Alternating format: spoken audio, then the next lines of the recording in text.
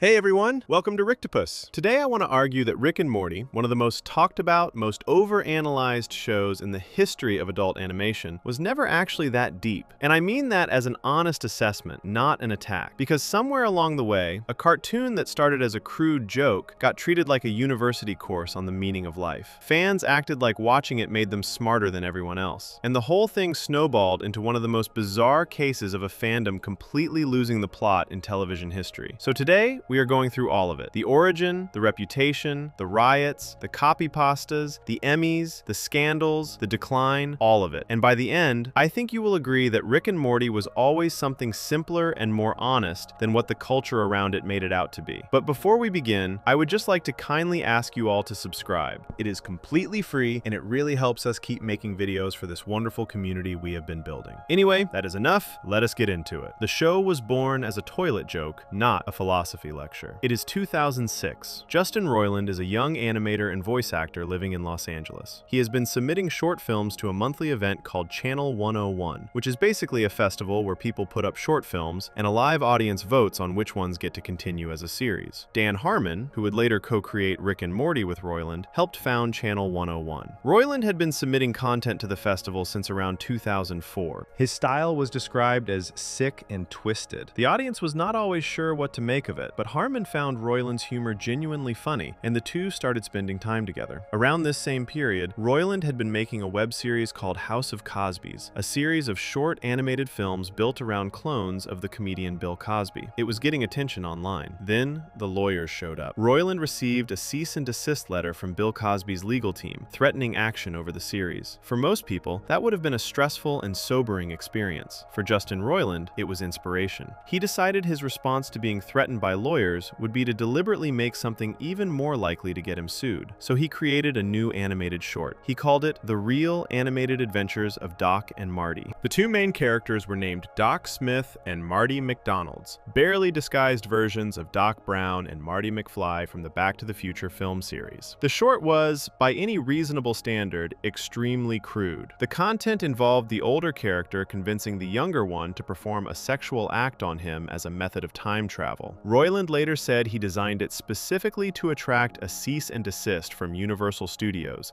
the company that owns Back to the Future. He wanted to make a statement about how absurd copyright rules were. He wanted to provoke a reaction. That is the creative seed from which Rick and Morty grew. Not a philosophical text, not a late-night conversation about the meaning of life, not a careful study of the great thinkers of history, a troll. A deliberate, juvenile, shock value troll aimed at a film studio. Now here is where it gets interesting. While Roiland was recording the voice for the older character in that short, the crude Doc Brown stand-in, something happened by accident. In the middle of a line of dialogue, he burped loudly. He thought it sounded funny and disgusting in just the right way, so he kept going and tried to do it again on purpose. It worked. The burping became a feature of the character, a defining quirk that Roiland started using consistently whenever he performed that role in the follow-up shorts he made over the next few years. He made close to 4 short films using these two characters over the years that followed. The voices became an in-joke between him and his friends. Very few people outside that circle even knew the original short existed. The characters drifted away from the specific Back to the Future parody and became their own thing, loosely. They kept the basic shape, an older, eccentric genius, a younger, nervous sidekick. But the stories started to go in different directions depending on what Roiland was making the shorts for. One was made to promote a comic book, another was made to promote the creative freedom of Channel 101 itself. The voices stayed the same throughout. Then, in 2012, Adult Swim, the late-night block on Cartoon Network that specialized in strange, adult-oriented animated content, approached Dan Harmon about creating a new show for their network. Harmon had just come off a rocky experience with the sitcom Community, where he had been fired from his own show before eventually being brought back. He was interested in doing something new, but wasn't sure what direction to take. He called Roiland. Roiland immediately brought up the voices he had been using since the Doc and Marty days. Harmon agreed they were worth building around. They wrote the first draft of what would become Rick and Morty together in Harmon's office on the Paramount Pictures lot, completing it in 6 hours. The show was picked up in October 2012 and premiered on Adult Swim in December 2013. So let's be clear about what we are dealing with at the starting point. Rick Sanchez, the genius scientist at the center of one of the most talked about, most overanalyzed shows of his generation, began as a crude parody of Doc Brown from Back to the Future. His most recognizable trait, the mid-sentence burping that fans would later describe as somehow reflecting his whole attitude toward life in the universe, began as a recording accident that Roiland liked the sound of and decided to keep. The show itself was written in a single 6-hour session. Its earliest creative roots were a shock value short designed to anger a film studio. None of that makes it a bad show. Quick creativity often produces great work. Accidents often become the best ideas. The fact that Rick's burp was a mistake does not mean the character is not well written. It just means the story people told about the show had almost nothing to do with how the show was actually made. And this matters because one of the things that happened as Rick and Morty became massively popular was that fans started constructing a version of the show that the creators themselves never sold. They started treating every piece of crude humor as a deliberate statement. Every disgusting joke became a philosophical choice. Every piece of shock value became a window into something deeper. Roiland's accidental burp became a symbol of Rick's relationship with the universe. The troll short, made to annoy Universal Studios, became the noble origin of one of the most thoughtful shows on television. The people making the show never told that story.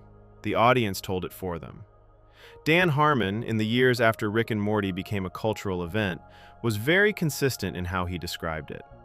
His most quoted description of the show, repeated across multiple interviews and publications, was this: a never-ending fart joke wrapped around a studied look into nihilism. Read that carefully. The fart joke is the main thing. The big ideas are what the fart joke is wrapped around. Harmon also described the show to The Hollywood Reporter as a cross between The Simpsons and Futurama, two shows that are beloved and well-written, but that nobody has ever seriously argued require deep intellectual engagement to appreciate. He was not being modest. He was being accurate about what he built. Harmon also made clear that the structure of the show was built on something he developed called a story circle, a framework based largely on a well-known idea about how all stories follow a basic pattern. It is an 8-step process. A character starts somewhere familiar, leaves that comfort zone, adapts to a new situation, gets what they were looking for, pays a price, returns home changed. Harmon applied this framework to episode after episode of Rick and Morty. It is a useful tool. It is also not something he invented from nothing. The basic shape of that idea has been written about for decades and used by storytellers long before the show existed. Harmon used it well. That is the compliment. He did not rewrite the rules of how stories work. The show's general formula was also straightforward. Two situations exist side by side in every episode: the insane sci-fi adventure happening out in the universe, and the very ordinary family drama happening back at the house. Rick can build a living miniature universe inside his car battery. His daughter is still going through a divorce. The comedy and the emotion come from how those two things keep crashing into each other. That contrast is a genuinely strong foundation for a television show. It is also a comedy structure, not a new way of understanding existence. Now, Rick Sanchez himself deserves a closer look here.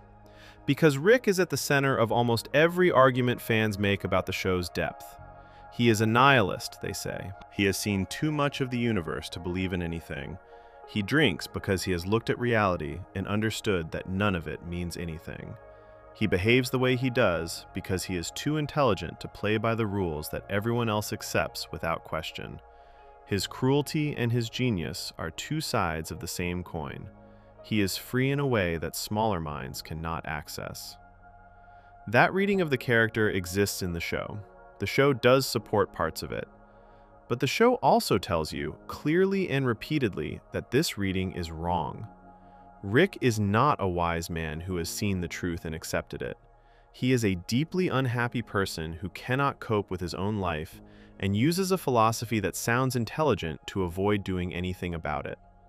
In Season 2, we see him attempt suicide while drunk and alone in his garage.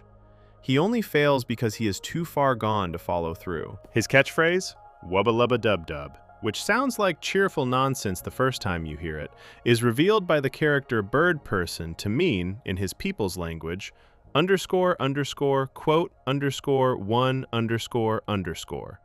The show does not hide this. It hands it to you directly. Rick is not enlightened. Rick is suffering and using the language of enlightenment to avoid admitting it. The show is actually, in many of its best moments, a criticism of the kind of person who uses big ideas about the meaninglessness of life to justify treating people badly. That is a genuinely interesting thing to do with a television show. But it is very different from the show itself endorsing that worldview. The character is the subject of the examination, not the author of it. Here is where things start to get strange, though. Because none of this stopped the audience from doing exactly what Rick does, using the language of intelligence to avoid looking too closely at what they were actually watching. The show was honest about what it was from the very start. It came from a crude troll short. Its main character's voice was an accident. Its co-creator called it a fart joke. And still, somewhere between Season 1 and the cultural peak of the show around Season 3, it became one of the most aggressively over-explained, over-analyzed, you-just-don't-get-it properties in television history. The audience took a show that was telling them not to take itself too seriously and turned it into a badge of intellectual identity.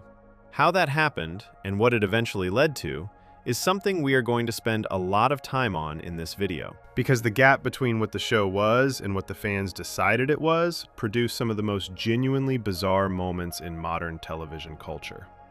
Before we move on, if you're enjoying this analysis, please consider subscribing. It helps the channel tremendously. And the first and most telling of those moments did not involve a complicated episode.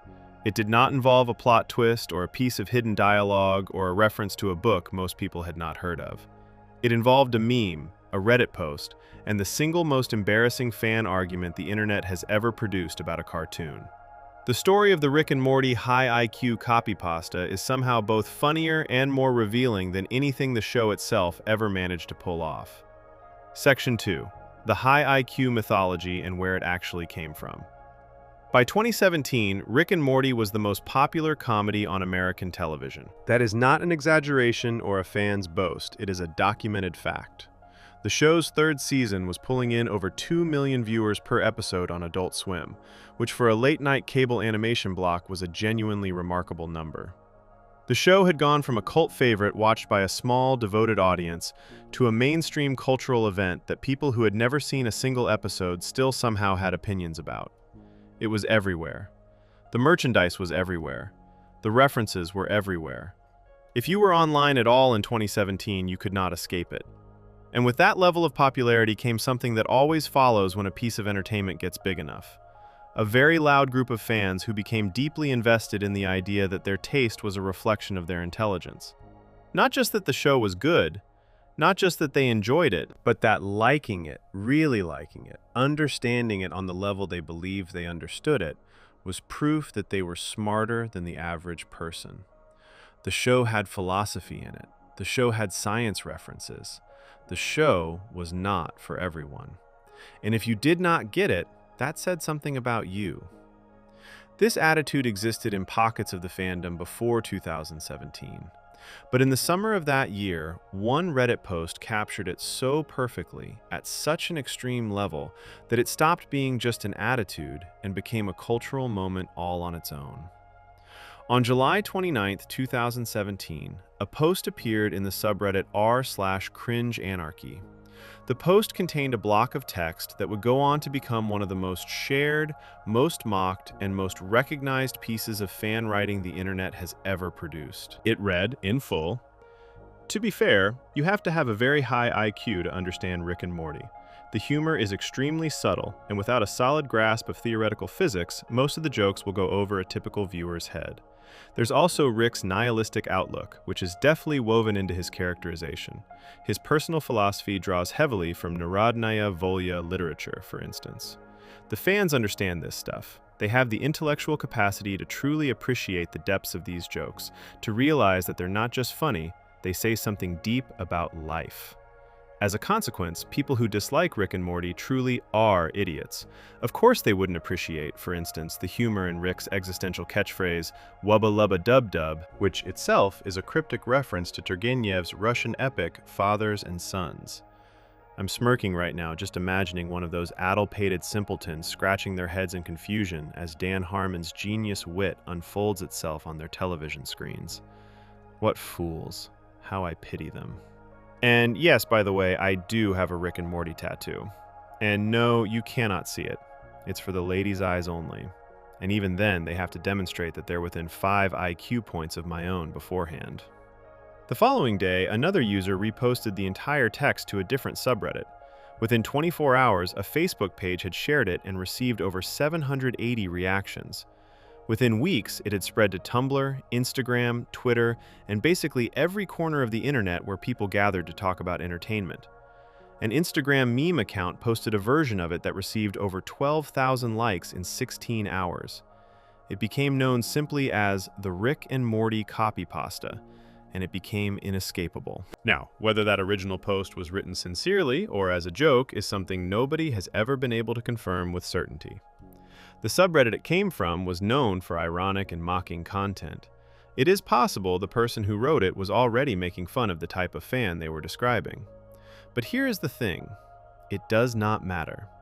Whether the post was sincere or satirical, it worked as a perfect mirror held up to a real attitude that genuinely existed within the fandom.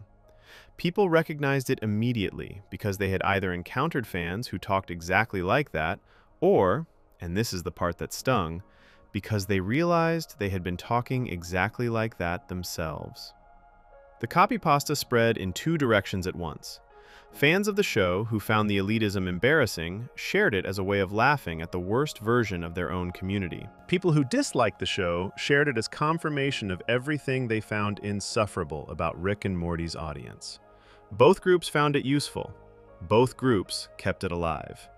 And the result was that by the time Season 3 finished airing in the fall of 2017, the single most quoted piece of text associated with Rick and Morty was not a line from the show. It was a joke about how annoying Rick and Morty fans were. That is an extraordinary thing to happen to a television series. The show's external reputation became almost entirely defined not by its best episodes or its most genuinely moving moments, but by the behavior and attitude of a segment of its own audience. The copypasta followed the show everywhere. Reviews mentioned it, articles about the fandom mentioned it. When people who had never watched a single episode were asked what they knew about Rick and Morty, a huge portion of them described some version of the high IQ attitude without even knowing the specific text. The association was that permanent. What makes this even more interesting is how completely the copypasta contradicts everything the show's actual creators said about their own work. The post claims the humor requires a solid understanding of theoretical physics. Dan Harmon described the show as a never-ending fart joke. The post claims Rick's catchphrase is a cryptic reference to a Russian literary epic. The show itself, in Season 1, has a character named Bird Person explain directly that Wubba Lubba Dub Dub means, "I am in great pain, please help me," in his language. There is no Turgenev reference. There is no hidden literary meaning. The show told you what it meant. The fans invented a different meaning and liked that one better. The post claims the show's nihilistic ideas are woven into it with such care and skill that only people with genuine intellectual ability can pick up on them. Harmon himself said the nihilism was the wrapper around the fart joke, not the point, the wrapping, the thing that gave the joke a shape. The copypasta is, in a very real sense, the opposite of what the show was actually doing. The show was about a character who used the language of intelligence to avoid dealing with his problems. The copypasta was written by someone, real or performed, using the language of intelligence to avoid admitting they just really liked a cartoon. The show was a cautionary tale about that exact behavior, and the fandom responded by performing the behavior the show was warning them about, on a public forum, for the whole internet to see. It is worth pausing on the specific claims in the copypasta because they reveal a lot about how the myth of the show's depth was constructed. The post says that without a solid understanding of theoretical physics, most of the humor will go over your head. Rick and Morty does include science references. Real ones, sometimes. There are episodes that touch on ideas from actual physics and biology, but the vast majority of the show's humor requires zero scientific knowledge to understand. The joke in the Mr. Meeseeks episode is that a simple task, helping Jerry improve at golf, becomes impossible for creatures whose entire reason for existing is to complete that one task and then disappear. You do not need to understand physics to find that funny. You need to understand frustration. You need to have met someone who takes a small request and makes it an enormous problem. That is the joke. It is a human joke dressed up in science fiction clothing. This is actually the show's greatest skill, And it is a skill that gets almost no credit because the high IQ narrative swallowed it whole. Rick and Morty is extremely good at taking ideas that sound complicated, parallel universes, the meaninglessness of individual existence, the nature of identity, and using them as the setting for jokes that are fundamentally about ordinary human experiences. Jealousy, insecurity, the fear of being replaced, not wanting to go to therapy. These are the actual subjects of the show's best episodes. The sci-fi elements are the delivery mechanism, not the content. A show that required theoretical physics to appreciate would have far fewer than 2 million viewers per episode. A show that required a solid understanding of nihilistic philosophy to enjoy would not have sparked a riot at a McDonald's over dipping sauce. The audience for Rick and Morty was enormous and broad precisely because the show was accessible. The copypasta got that completely backward. The high IQ mythology also had a specific target built into it that is worth paying attention to. The post does not just say the show is sophisticated, it says that people who dislike it are idiots. It positions taste as a measurement of intelligence. If you get it, you are smart. If you do not, you are a simpleton. This framing had real consequences for how the fandom operated during the show's peak years. It created an environment where criticism of the show was treated as a failure of understanding rather than a legitimate difference of opinion. If someone said they found Rick and Morty exhausting or overrated or not particularly funny, the response from a section of the fandom was not to engage with the criticism. It was to explain that the person simply was not equipped to appreciate what they were watching. The show had been elevated, in the minds of these fans, to a position where it could not be wrong. Only the viewer could be wrong. This is, to be clear, not how most Rick and Morty fans behaved. The majority of people who watched the show watched it because it was funny and entertaining and sometimes genuinely surprising. They did not need it to be proof of anything about themselves. But the loud minority who did need it to be proof of their intelligence were loud enough and visible enough that they became the public face of the entire fandom. When people thought of Rick and Morty fans, they thought of the copypasta. They thought of someone with a Rick and Morty tattoo gatekeeping the show based on IQ. Know Your Meme, which documents how internet trends spread and where they come from, tracked the copypasta's spread and noted that it became associated specifically with what they described as fans who try to act smart but end up being insufferable. That description stuck. It became a kind of official record of the attitude. The mockery the copypasta generated was so thorough and so widespread that it created what is sometimes called a hatedom. A group of people who actively dislike something partly because of how its fans behave, regardless of the actual quality of the thing itself. Rick and Morty gained a significant hatedom, not because the show did anything wrong, but because a portion of its audience behaved in a way that made people want nothing to do with the entire thing. There is a genuine sadness in all of this, if you sit with it for a moment. The show the copypasta was written about, the actual show, the one Dan Harmon and Justin Roiland made, was telling a story about a character who genuinely believes he is the smartest person in any room, uses that belief to justify everything he does, and is shown repeatedly to be broken and miserable as a result. The show's argument, running quietly underneath all the jokes and the alien gore and the dimension hopping, is that thinking you are smarter than everyone else does not protect you from pain. It just gives you a more elaborate way of explaining why the pain is everyone else's fault. The copypasta takes that show and turns it into evidence that the person watching it is superior to everyone who is not. It takes the cautionary tale and reads it as a celebration. It looks at Rick Sanchez, a man who tried to take his own life in a garage, and says, yes, that is what I want to be. The show could not have written a better piece of satire about its own fandom if it had tried, and the fandom did it entirely on its own, for free, in a Reddit post. Before we move on, if you're enjoying this analysis, please consider subscribing. It helps the channel tremendously. But as enormous as the copypasta moment was, it was about to be completely overshadowed by something that happened in real life, at actual McDonald's locations across the United States, involving a dipping sauce from a 1998 animated Disney film.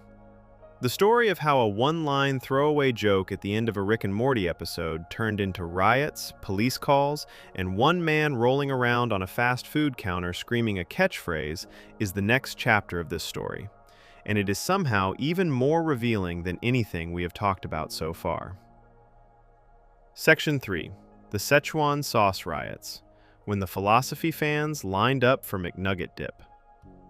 To understand what happened with the Sichuan sauce, you first need to understand the specific moment in the show where it came from, because the context makes the whole thing even more absurd than it already sounds. On April Fool's Day 2017, without any prior announcement, Cartoon Network and Adult Swim aired the Season 3 premiere of Rick and Morty, an episode called The Rick Shank Redemption, on a continuous loop for the entire day.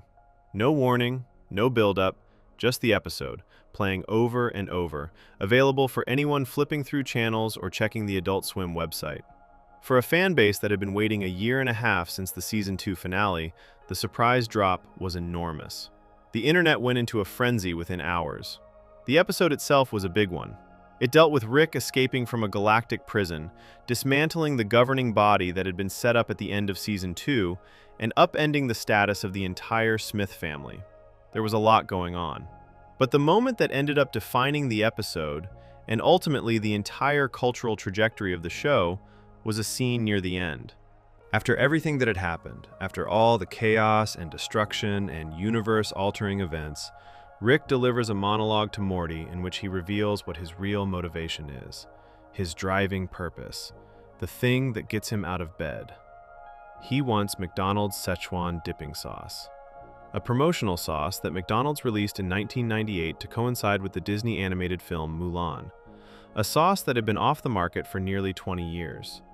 Rick tells Morty, in complete seriousness, that his entire arc across the series, everything he does, every adventure, every scheme, is all in service of one day tasting that sauce again.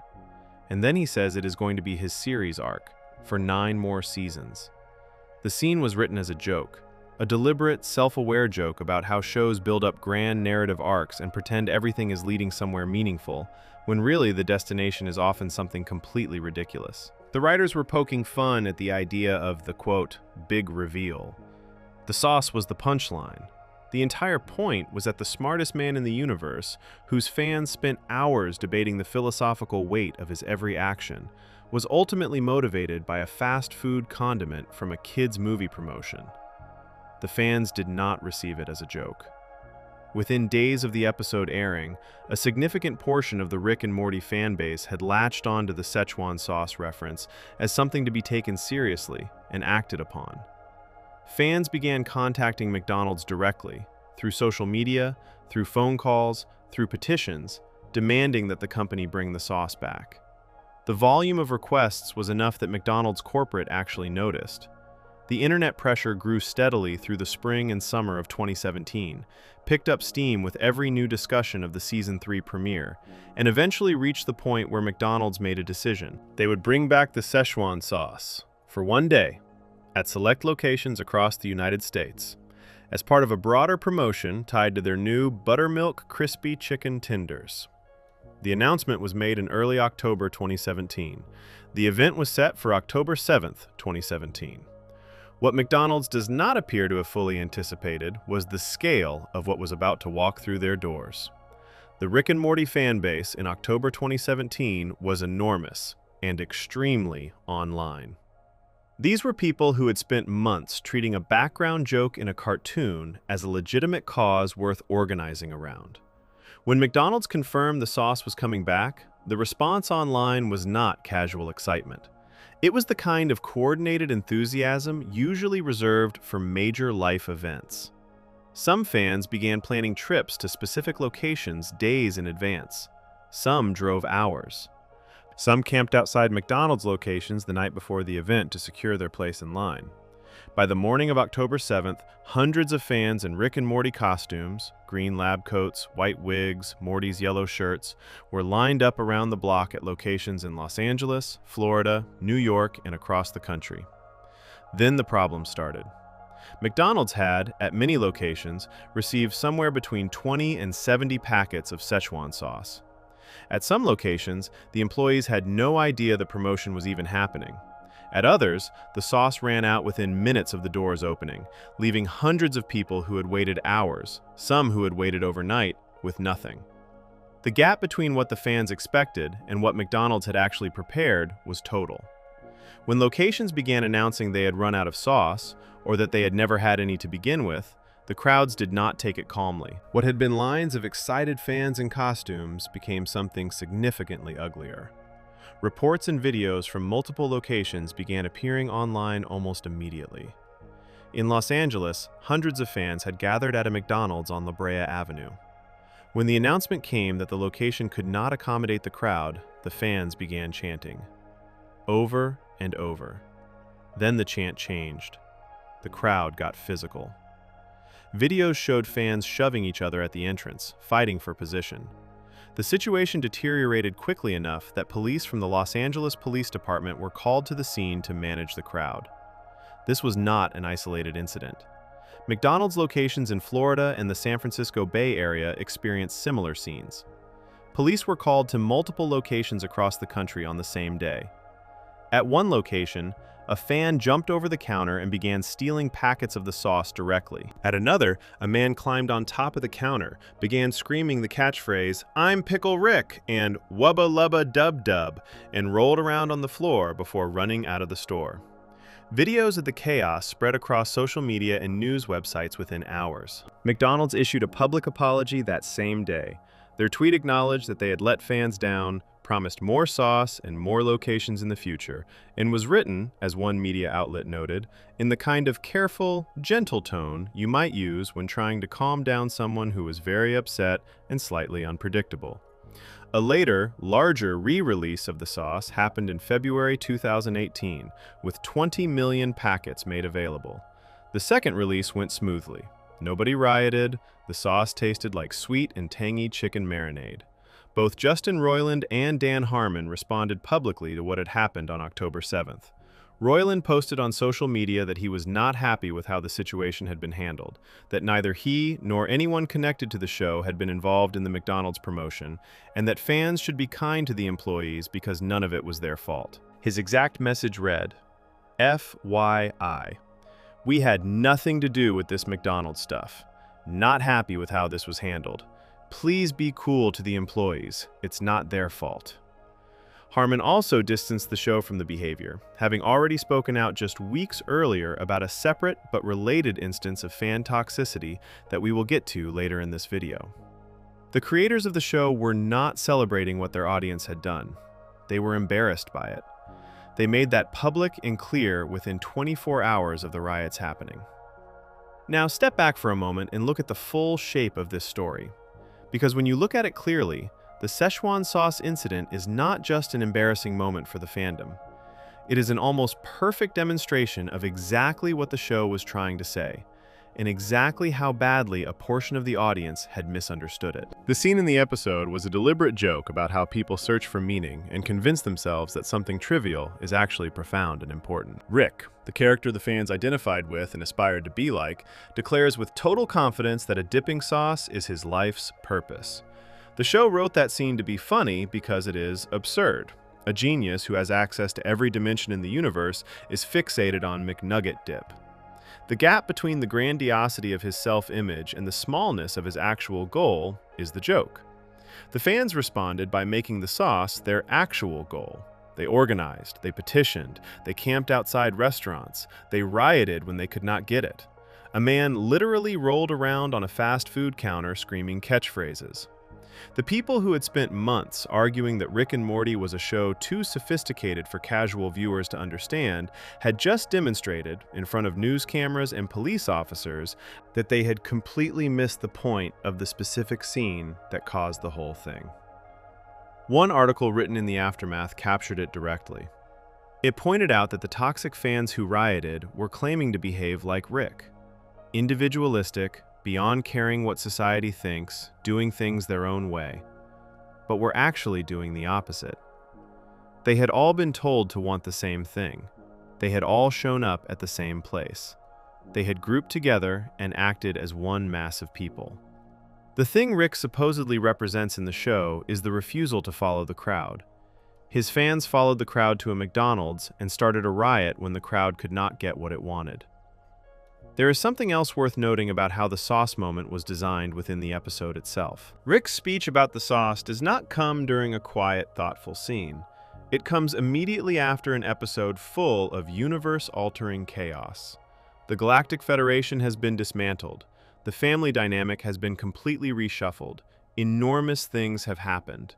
And then Rick, in the middle of explaining everything to Morty, pivots to talking about chicken dipping sauce from 1998 with the same level of seriousness and passion he gives to everything else. The joke works because of that contrast. The show is using Rick's inability to distinguish between genuinely important things and completely trivial ones as a character moment.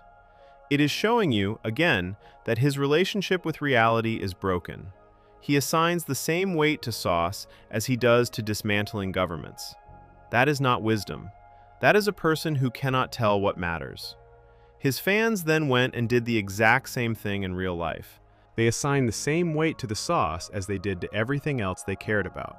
They treated it as a matter of genuine importance, worth organizing, traveling, waiting in lines overnight, and eventually fighting over. They lived out the character flaw the show had just illustrated, in a McDonald's parking lot, in costumes, on national news.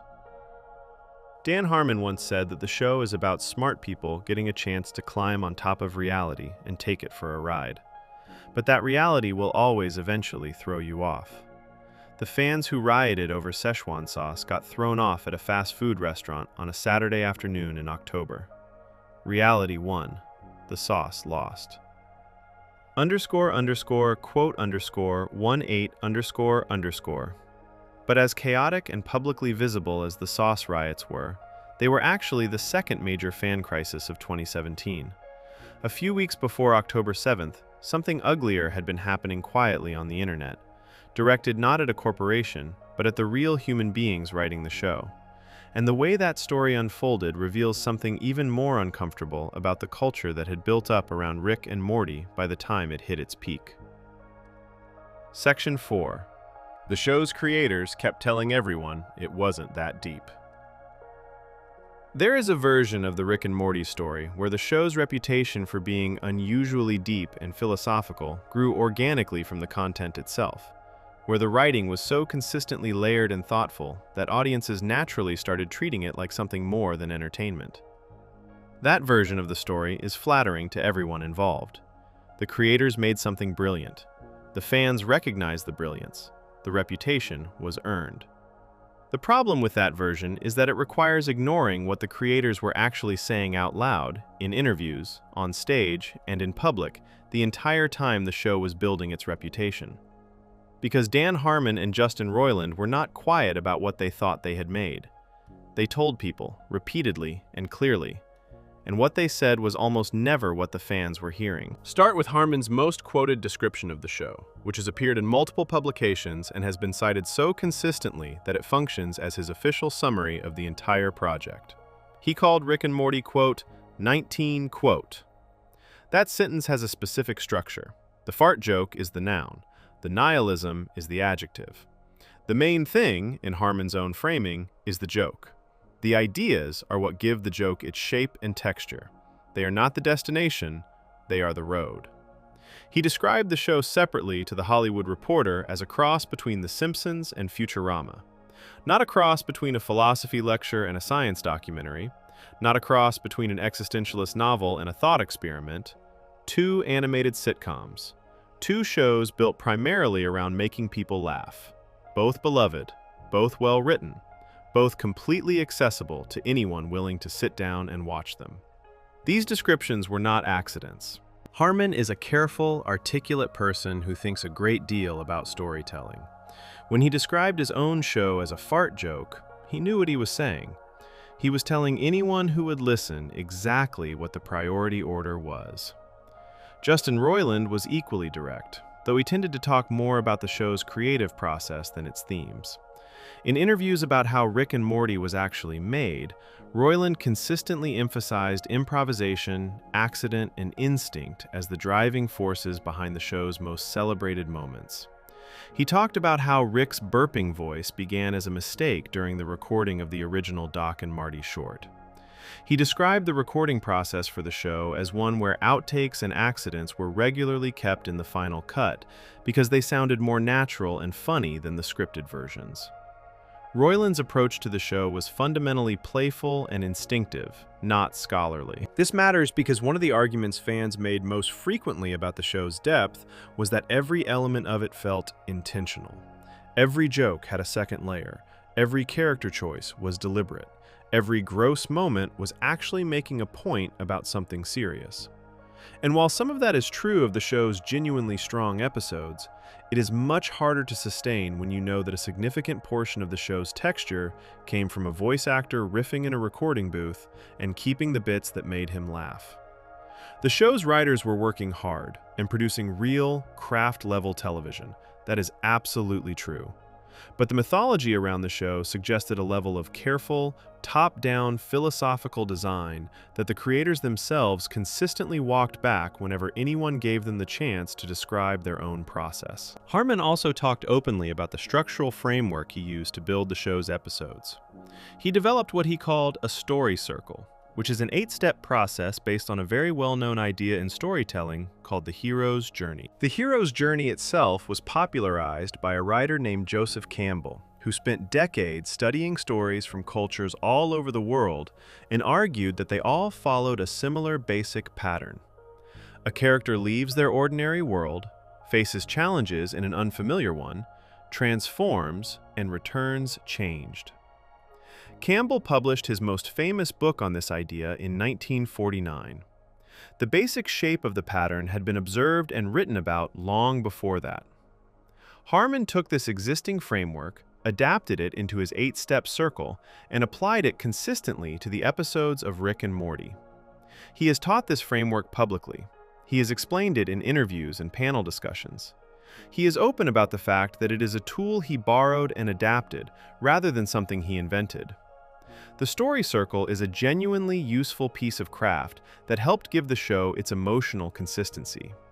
But it is a tool for building stories, not a new philosophy about the nature of existence. Every screenwriting teacher in every film school has a version of it on their syllabus. The reason this matters is that when fans describe the show as being built on a level of structural and thematic sophistication that set it apart from all other television, they were partly right. The show was well constructed, and Harmon's discipline as a writer gave it more emotional backbone than most animated comedies manage. But they were attributing that quality to some kind of unique genius, rather than to the consistent application of a tool that has been available to storytellers for decades. The show was well made. Being well made is different from being philosophically original. There is also the specific question of what the show's nihilism actually is, and what the creators intended it to do. Nihilism, as a word, gets thrown around a lot in discussions of Rick and Morty. It refers to the belief that life has no meaning, that nothing we do matters, that there is no purpose to existence, that the universe is indifferent to human experience. Rick Sanchez is consistently described, by fans and by the show itself, as a nihilist. He acts as though nothing matters. He dismisses the importance of individual lives, individual choices, individual relationships.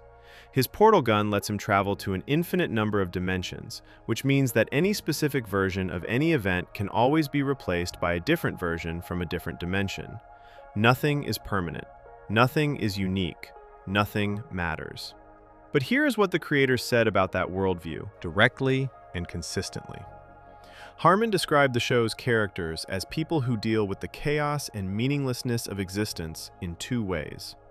Either by insisting that science can explain and fix everything, or by choosing to live in comfortable ignorance. Neither approach, in the show's telling, actually works. Jerry, who represents cheerful ignorance, floats through life without ever really engaging with it. Rick, who represents the scientific and nihilistic approach, is a quote, _20_. The show presents both of these as inadequate responses to being alive. It does not present either as the answer. Harmon said in multiple interviews that the show is not advocating for nihilism, it is depicting it. The character of Rick is not meant to be a role model.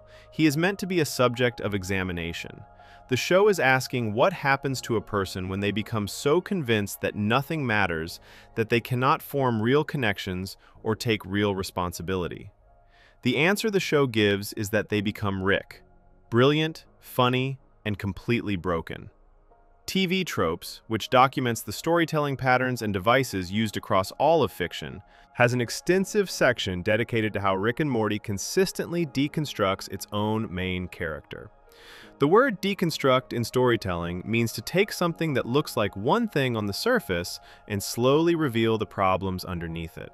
The show builds Rick up as the coolest, smartest, most capable character imaginable, and then systematically shows you the damage his worldview causes, to the people around him and to himself.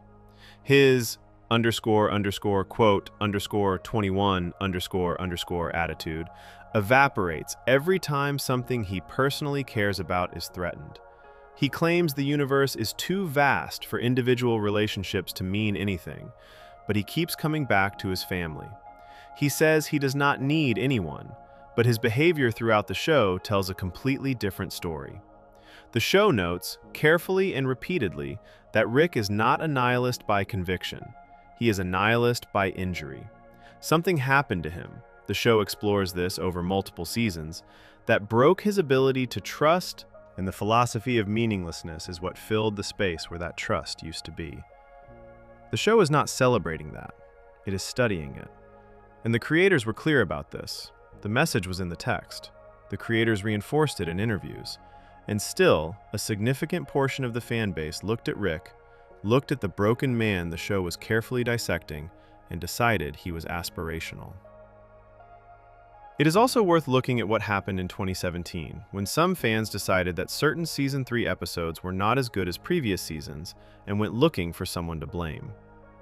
Harmon's public response to those fans is one of the clearest windows into what he actually thought about the portion of his audience that had turned the show into an identity. When the harassment of the show's female writers started, and we will spend more time on this in the next section, Harmon did not stay quiet or offer a careful, diplomatic statement designed to avoid upsetting anyone. He said what he thought. He described the fans responsible as people who wanted to protect content they felt they owned, and who combined that with a need to be proud of something, which for them was often only their race or gender. He said he loathed those people. Not disliked, not disagreed with, loathed. That is not the language of a creator trying to manage his fan base carefully. That is the language of someone who was genuinely disgusted by what was being done in his show's name. Harmon understood, by 2017, that a portion of his audience had built a culture around the show that was the opposite of what he intended. The show was meant to examine arrogance and the damage it does. Parts of the fan base had used it as fuel for arrogance. The show was meant to question the idea that intelligence justifies cruelty. Parts of the fan base had used it to justify cruelty toward the show's own writing staff.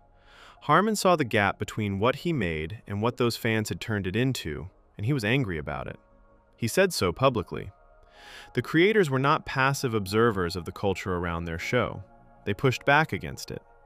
Their pushback was largely ignored by the people it was aimed at. There is a pattern running through all of this that is worth naming clearly. The show told audiences that Rick's nihilism was a character flaw, not a life goal. The fans made it a life goal. The show told audiences, through the sauce scene, that attaching huge importance to trivial things was a symptom of Rick's broken relationship with reality. The fans attached huge importance to the sauce. The creators described the show as a fart joke with some ideas wrapped around it. The fans described it as a rare intellectual achievement inaccessible to ordinary viewers. At every single point where the creators communicated what the show actually was, a portion of the audience received the opposite message and ran with it. This is not unique to Rick and Morty. Audiences have misread their favorite stories for as long as stories have existed. But what made Rick and Morty unusual was the scale of the misreading and the specific direction it went in. The show is, at its core, about the dangers of thinking you are always the smartest person in the room. The misreading of the show was driven entirely by people who needed to believe they were the smartest people in the room. The show and its most devoted fans were working in exact opposition to each other, and neither side seemed to fully realize it. __quote_22___. The creators kept saying what the show was. The fans kept deciding it was something else. And while all of this was happening in the culture around the show, something was happening inside the production itself that the public would not find out about for years.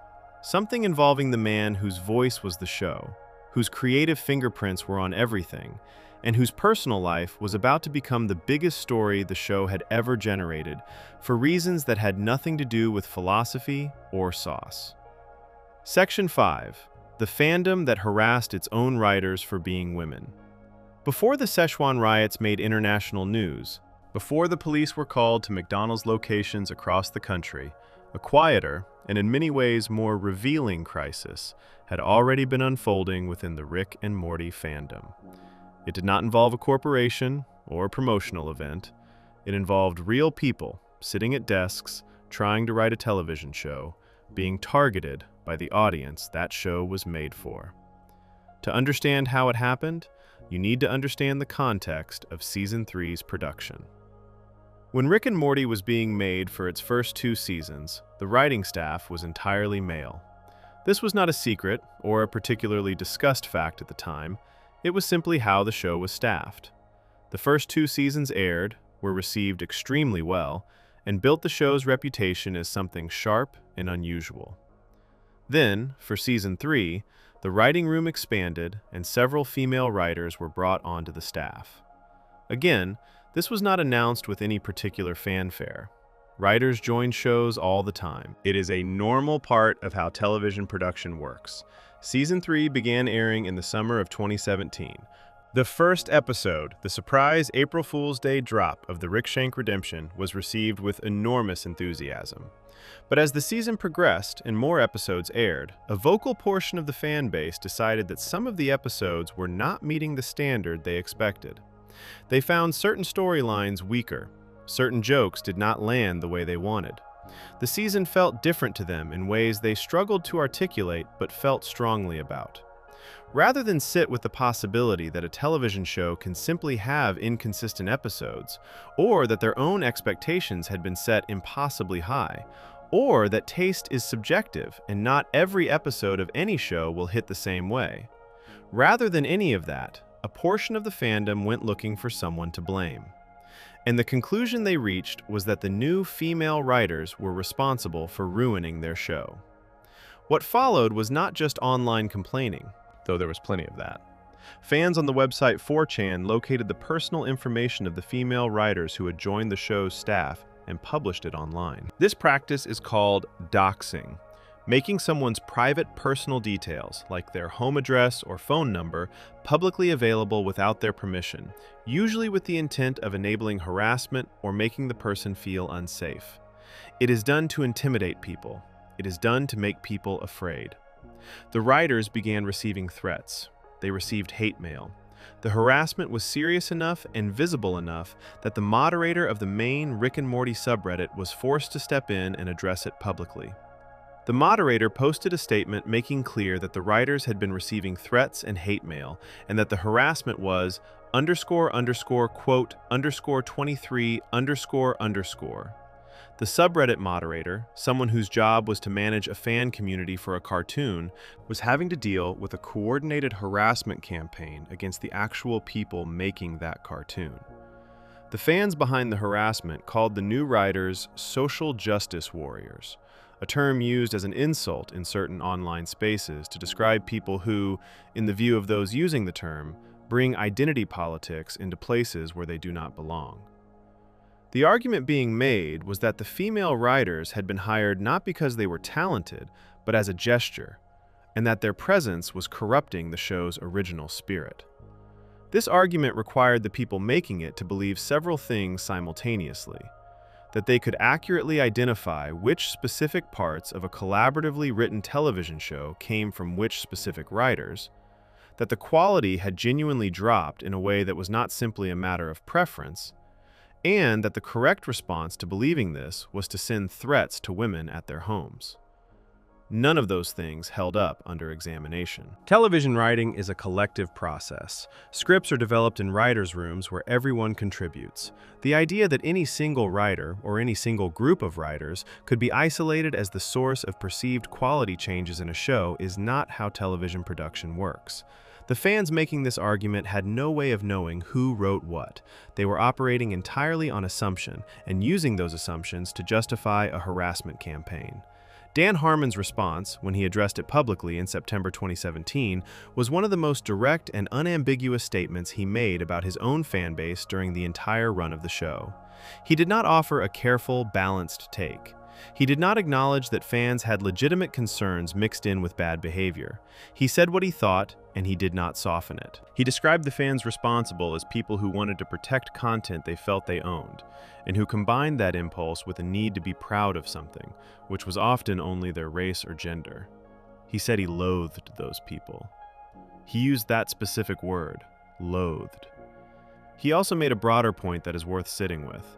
He described the behavior as coming from people who were trying to combine their sense of ownership over the show with something they needed to feel proud of in themselves.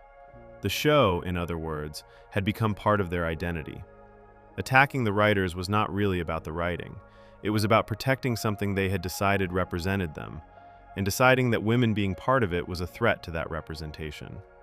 This dynamic, fans treating a piece of entertainment as personal property that could be contaminated by the wrong kind of people, was not new in 2017. It had been visible in gaming communities and other fan spaces for years before Rick and Morty became a target. But what made the Rick and Morty version particularly striking was how directly it contradicted the show's actual content. Rick and Morty, in its better episodes, is consistently critical of people who use a sense of superiority to justify cruelty. It is a show about the damage done by someone who believes his intelligence puts him above accountability. Rick Sanchez manipulates the people around him, dismisses their feelings, and causes enormous harm. And the show does not let him off the hook for it. It shows you the wreckage. The fans who harassed the female writers were doing something structurally identical to what Rick does in his worst moments, deciding that their superior understanding of the show gave them the right to treat the people making it however they wanted. The show they claimed to love was, at that exact moment, an argument against their own behavior. They did not appear to notice. There is also a specific irony in the claim that the female writers had lowered the show's quality. Season 3 contains some of the most widely praised episodes in the show's entire run. The Ricklantis Mix-Up, which aired during Season 3 and focuses entirely on the rebuilt citadel of Ricks rather than the main cast, is consistently ranked by fans and critics as one of the best episodes the show ever produced. Pickle Rick, whatever you think of its legacy, won the show its first Emmy Award. The season as a whole has a near-perfect 95% audience score on Rotten Tomatoes, the highest of any season in the show's run at the time of writing. If the female writers ruined Season 3, the audience's own scores do not reflect it. The case the harassers were making was not supported by the reception the season actually received. The episode that arguably became the center of the controversy within the season was one called Pickle Rick, which aired on August 6, 2017, and was written by Jessica Gao, one of the female writers who had joined the staff for Season 3. The episode won the Primetime Emmy Award for Outstanding Animated Program in 2018, making it the first Emmy the show had ever won. It beat out The Simpsons, Bob's Burgers, and South Park to take the award. The woman whose work the fans had been attributing the show's supposed decline to had just written the episode that earned it the most prestigious award in American television. That fact is not a small one. It deserves to sit there for a moment. The harassment campaign against the female writers of Season 3 was happening at the same time as one of those writers was producing work that would be recognized as the best animated television of the year by the Academy that votes on Emmy Awards. The two things were happening simultaneously, in the same season, involving the same people. The broader significance of the harassment campaign goes beyond just the specific incident. It established something important about the culture that had grown around the show by 2017. A meaningful portion of the Rick and Morty fan base had developed a sense of ownership over the show that was so strong it had tipped into something genuinely harmful. They felt entitled not just to have opinions about the show, which everyone is allowed to have, but to control who was permitted to make it. They felt that their years of watching and analyzing and discussing the show gave them authority over its production. And when that sense of authority was ignored, when the show's actual creators made staffing decisions without consulting the audience, the response from this portion of the fan base was to go after the people they blamed. This is a pattern that the show itself, in a different context, would have recognized and criticized immediately. The Citadel of Ricks, one of the show's recurring settings, is built entirely around the idea of a group of people who believe they are the most important beings in existence, organizing society around their own comfort and then turning on anyone who challenges that arrangement. The fans who harassed the writers were doing something similar, building their fan community around the belief that they were the rightful authorities on what the show should be, and then treating anyone who disrupted that arrangement as an enemy. The show had written that exact dynamic. The fans lived it out in their own community without appearing to connect the two things. Dan Harmon spoke out again after the Sichuan riots, just a few weeks after his September comments about the harassment campaign. His tone in both cases was the same. He was not performing disappointment for the cameras. He was not doing the careful public relations work of a showrunner trying to protect his brand. He was a person who had made something he cared about and was watching a portion of its audience use it as cover for behavior he found genuinely disgusting. The two crises, the harassment of the writers and the sauce riots, happened within weeks of each other in the fall of 2017, and together they represented the clearest possible picture of what the show's fandom had become at its worst. A show about the destructive consequences of believing you are smarter and more important than everyone else had built, among part of its audience, a culture defined by the belief that they were smarter and more important than everyone else. A show whose main character causes harm to the people around him and is shown to be broken as a result, had fans who were causing harm to real people and treating their own brokenness as a badge of honor. The creators saw it, they said so, and the portion of the fandom responsible did not change course because, in their view, they were Rick. They were the ones who understood what no one else could. They were the ones who saw through the surface to the real meaning underneath. Before we move on, if you're enjoying this analysis, please consider subscribing. It helps the channel tremendously. They were not Rick. But that is a conversation the show itself was already having in its own way, and it was about to have it even more directly through the story of its most famous and most divisive single episode. An episode that somehow managed to both win an Emmy and become a symbol of everything people found hollow about the show, all at the same time. Section 6. The Pickle Rick Problem. An Emmy for a man who turned himself into a vegetable. On August 6, 2017, Adult Swim aired the third episode of Rick and Morty's third season. The episode was called Pickle Rick. The premise, stated as plainly as possible, is this. Rick Sanchez uses his scientific genius to transform his own body into a pickle. He does this specifically to avoid attending a family therapy session that his daughter Beth has arranged for the whole family. Beth figures out what he has done, takes the syringe of antidote that would turn him back into a human, and leaves with the kids. Rick, now a pickle and completely unable to move on his own, gets knocked off his workbench by a cat, washes into a sewer drain during a rainstorm, bites the head off a cockroach to use its body for movement by pressing his tongue against its exposed brain, gradually builds himself a full exoskeleton out of rat corpses and sewer materials, escapes the sewer, accidentally ends up inside a building run by a criminal organization, and proceeds to fight his way through dozens of armed guards using weapons he builds from office supplies and dead rats, before ending up in a therapy session anyway. That is the episode. A man turns himself into a pickle, builds a rat suit, and fights Russians. It won the 2018 Primetime Emmy Award for Outstanding Animated Program. Rick and Morty's first Emmy ever, beating The Simpsons, Bob's Burgers, South Park, and Big Hero 6 to take the award. The first Emmy win for any show that had ever aired on Adult Swim, the entire network, in its history.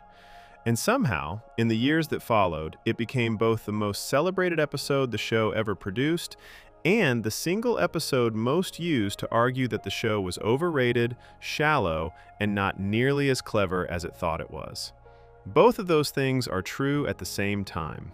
That tension, sitting inside one pickle-based Emmy winner, tells you almost everything you need to know about what Rick and Morty actually was. To understand why the episode connected so strongly when it first aired, you need to understand what was happening around it. Season 3 had been one of the most anticipated television events of the year. The gap between Season 2 and Season 3 had been over a year and a half, which for a show with an extremely online and extremely invested fan base felt enormous. The surprise April Fool's Day premiere of the season opener had generated massive excitement. By the time Pickle Rick aired 6 weeks later, the audience was already primed. They were ready to find something to love. And Pickle Rick delivered what that audience wanted in a very specific way. It took an absurd, almost stupid premise, a man who is a pickle, and executed it with genuine craft. The action sequence in the criminal organization's building is legitimately well animated and tightly constructed. The comedy of watching a pickle fight through an entire building using only rat parts and improvised weapons is genuinely funny. The episode moves fast and commits completely to its own ridiculous logic. For fans who have been waiting over a year, it felt like the show operating at full power. The meme potential was enormous and immediate. Within days, quote_25_ was everywhere. But the episode also had a second layer, and this is where things get complicated. Running alongside the pickle story is a subplot in which Beth, Morty, and Summer attend the therapy session without Rick, and end up in a conversation with a therapist named Dr. Wong, voiced by Susan Sarandon. The therapy scenes are quiet and grounded compared to the chaos of the pickle plot. Dr. Wong is calm, perceptive, and direct. She looks at Beth and says something the show had been building toward for a long time. That Beth's willingness to excuse Rick's behavior comes from the same place as Rick's behavior itself. That both of them use intelligence as a way to avoid vulnerability. That being smart is not the same as being healthy. And then Rick, still covered in rat parts, ends up in the therapy room at the end of the episode, and Dr. Wong says it to him directly. She tells him that the thing he has done, turning himself into a pickle to avoid a therapy session, is not clever. It is avoidance. And avoidance, no matter how brilliantly executed, is still just a person refusing to deal with their own life. Rick's response is to tell Morty that this is why you do not go to therapy. He dismisses the entire exchange. He learned nothing. He changed nothing. He goes home. Dan Harmon revealed in a 2018 interview with GQ magazine that Pickle Rick had a meaning underneath it that he only fully recognized near the end of putting the script together. He said that the episode is, underneath everything, about alcoholism. The word pickled is an old informal term for being drunk. A person who is pickled is a person who is heavily intoxicated, preserved in alcohol the way a vegetable is preserved in brine. Harmon said he realized this connection late in the writing process and deliberately removed the one remaining reference to Rick's drinking from the finished script so that the alcoholism reading would exist as a pure layer underneath the episode rather than being spelled out directly. He made a creative choice to hide the meaning, to put it there for the people who looked for it without announcing it to everyone watching. That is a legitimate and interesting piece of craft. It is real, creative intention behind a piece of television. The problem is what happened next. When Harmon talked about this in interviews, a portion of the fan base received it as confirmation of everything they had been saying about the show. See, they said, there are layers. There is hidden meaning. You need to understand what you are looking at to really get it. The alcoholism reading became proof that Pickle Rick was operating on a level that casual viewers could not access. But the alcoholism reading is not hidden in any meaningful sense. It is sitting on the surface if you know what the word pickled means in informal use. Rick is a character whose alcoholism is one of his most visible and consistently referenced traits across the entire show. The idea that turning himself into a pickle, a preserved and pickled object, while avoiding a conversation about his destructive behavior might have something to do with his relationship with alcohol is not a revelation that requires exceptional intelligence to arrive at. It is a pun. A meaningful pun with real emotional weight behind it, but a pun. The episode is funny, and the layer underneath it is genuinely there. Both things are true. Calling it a hidden depth inaccessible to ordinary viewers is a significant overstatement of what the episode is actually doing. The Emmy win in September 2018 crystallized the episode's complicated legacy in a way that nothing else could have. On one hand, winning an Emmy validated everyone who had defended the show against the charge that it was just loud, gross, and random. The Academy that votes on these awards had looked at the year in animated television and decided that a pickle fighting Russian gangsters was the best of it. That meant something. Rick and Morty had been recognized at the highest level American television offers. On the other hand, the Emmy win accelerated the meme cycle in a way that permanently altered how the episode was perceived. The phrase, "I'm Pickle Rick," which had already been everywhere since the episode aired, became even more inescapable after the Emmy. It appeared on merchandise. It was shouted at McDonald's counters during the sauce riots. It appeared on t-shirts worn by people who had never seen the episode. It became the thing people said when they wanted to reference Rick and Morty in a social setting without having to explain anything about the show. It became shorthand. And when a specific phrase or image becomes shorthand for an entire show, it stops being connected to the original context that gave it meaning. "I'm Pickle Rick!" screamed by a man rolling around on a McDonald's floor, has nothing to do with alcoholism as avoidance. It has nothing to do with Dr. Wong's quiet and precise dissection of Rick and Beth's shared emotional walls. It is just a loud, attention-grabbing thing to say. The meme ate the meaning. The episode that was supposed to demonstrate the show's ability to embed real ideas inside absurd premises became the episode that people used to demonstrate that the show was nothing but absurd premises. Critics and fans who had grown tired of the show's reputation started using Pickle Rick specifically as their evidence. They would point to it and say, "This is what Rick and Morty actually is. A man who turned himself into a pickle. This is what you are defending when you defend this show as deep television." The Emmy, in this reading, was not proof of the show's quality. It was proof that the Emmy voters had been taken in by the same mythology the fans had built. The episode's writer, Jessica Gao, was one of the female writers who had joined the show's staff for Season 3. The same writers who had been harassed and threatened by a portion of the fandom that blamed them for the season's perceived decline in quality. The episode those fans were most upset about, the season they said the female writers had corrupted, included an episode written by one of those writers that won the show its only Emmy for years. That fact was not widely discussed in the coverage of the harassment campaign. It probably should have been. Pickle Rick's legacy ended up being genuinely split in a way that very few television episodes ever manage. On review sites, it remains one of the highest-rated episodes the show ever produced. In cultural conversation, it became the punchline used to mock the show's reputation. Both groups were looking at the same episode and seeing completely different things. The fans who loved it saw the craft, the layers, the emotional truth of the therapy subplot, the Emmy recognition. The critics who used it against the show saw a pickle fighting guards, a catchphrase that spread too far and lost its meaning, and an Emmy awarded to something that ultimately asked nothing of its audience. Both readings are partial. The episode is genuinely well constructed, and the therapy subplot earns its emotional weight honestly. The episode also became the most visible symbol of the show's most hollow cultural moment, through no fault of its own writing. What happened to Pickle Rick is in many ways a smaller version of what happened to the show itself. Something real and carefully made that got swallowed by a cultural moment much larger and louder than itself, and came out the other side meaning something very different from what it was intended to mean. What makes Pickle Rick the perfect lens for looking at the show's relationship with its own reputation is this. The episode is, at its core, about the gap between how clever you think you are and what you are actually doing. Rick believes he has constructed a brilliant solution to the problem of therapy. He has turned himself into a pickle. He will wait out the session. The plan is ingenious. What he has actually done is spend an entire day building a rat suit in a sewer and accidentally killing dozens of people, all to avoid a single hour of honest conversation.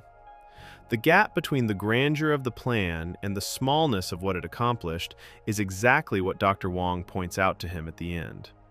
That gap, between the impression of sophistication and the reality of avoidance ran through the show's entire relationship with its audience. The fans built elaborate frameworks to explain why the show was brilliant. They cited philosophers. They analyzed every scene. They defended every creative choice. They made the show a symbol of their own intelligence.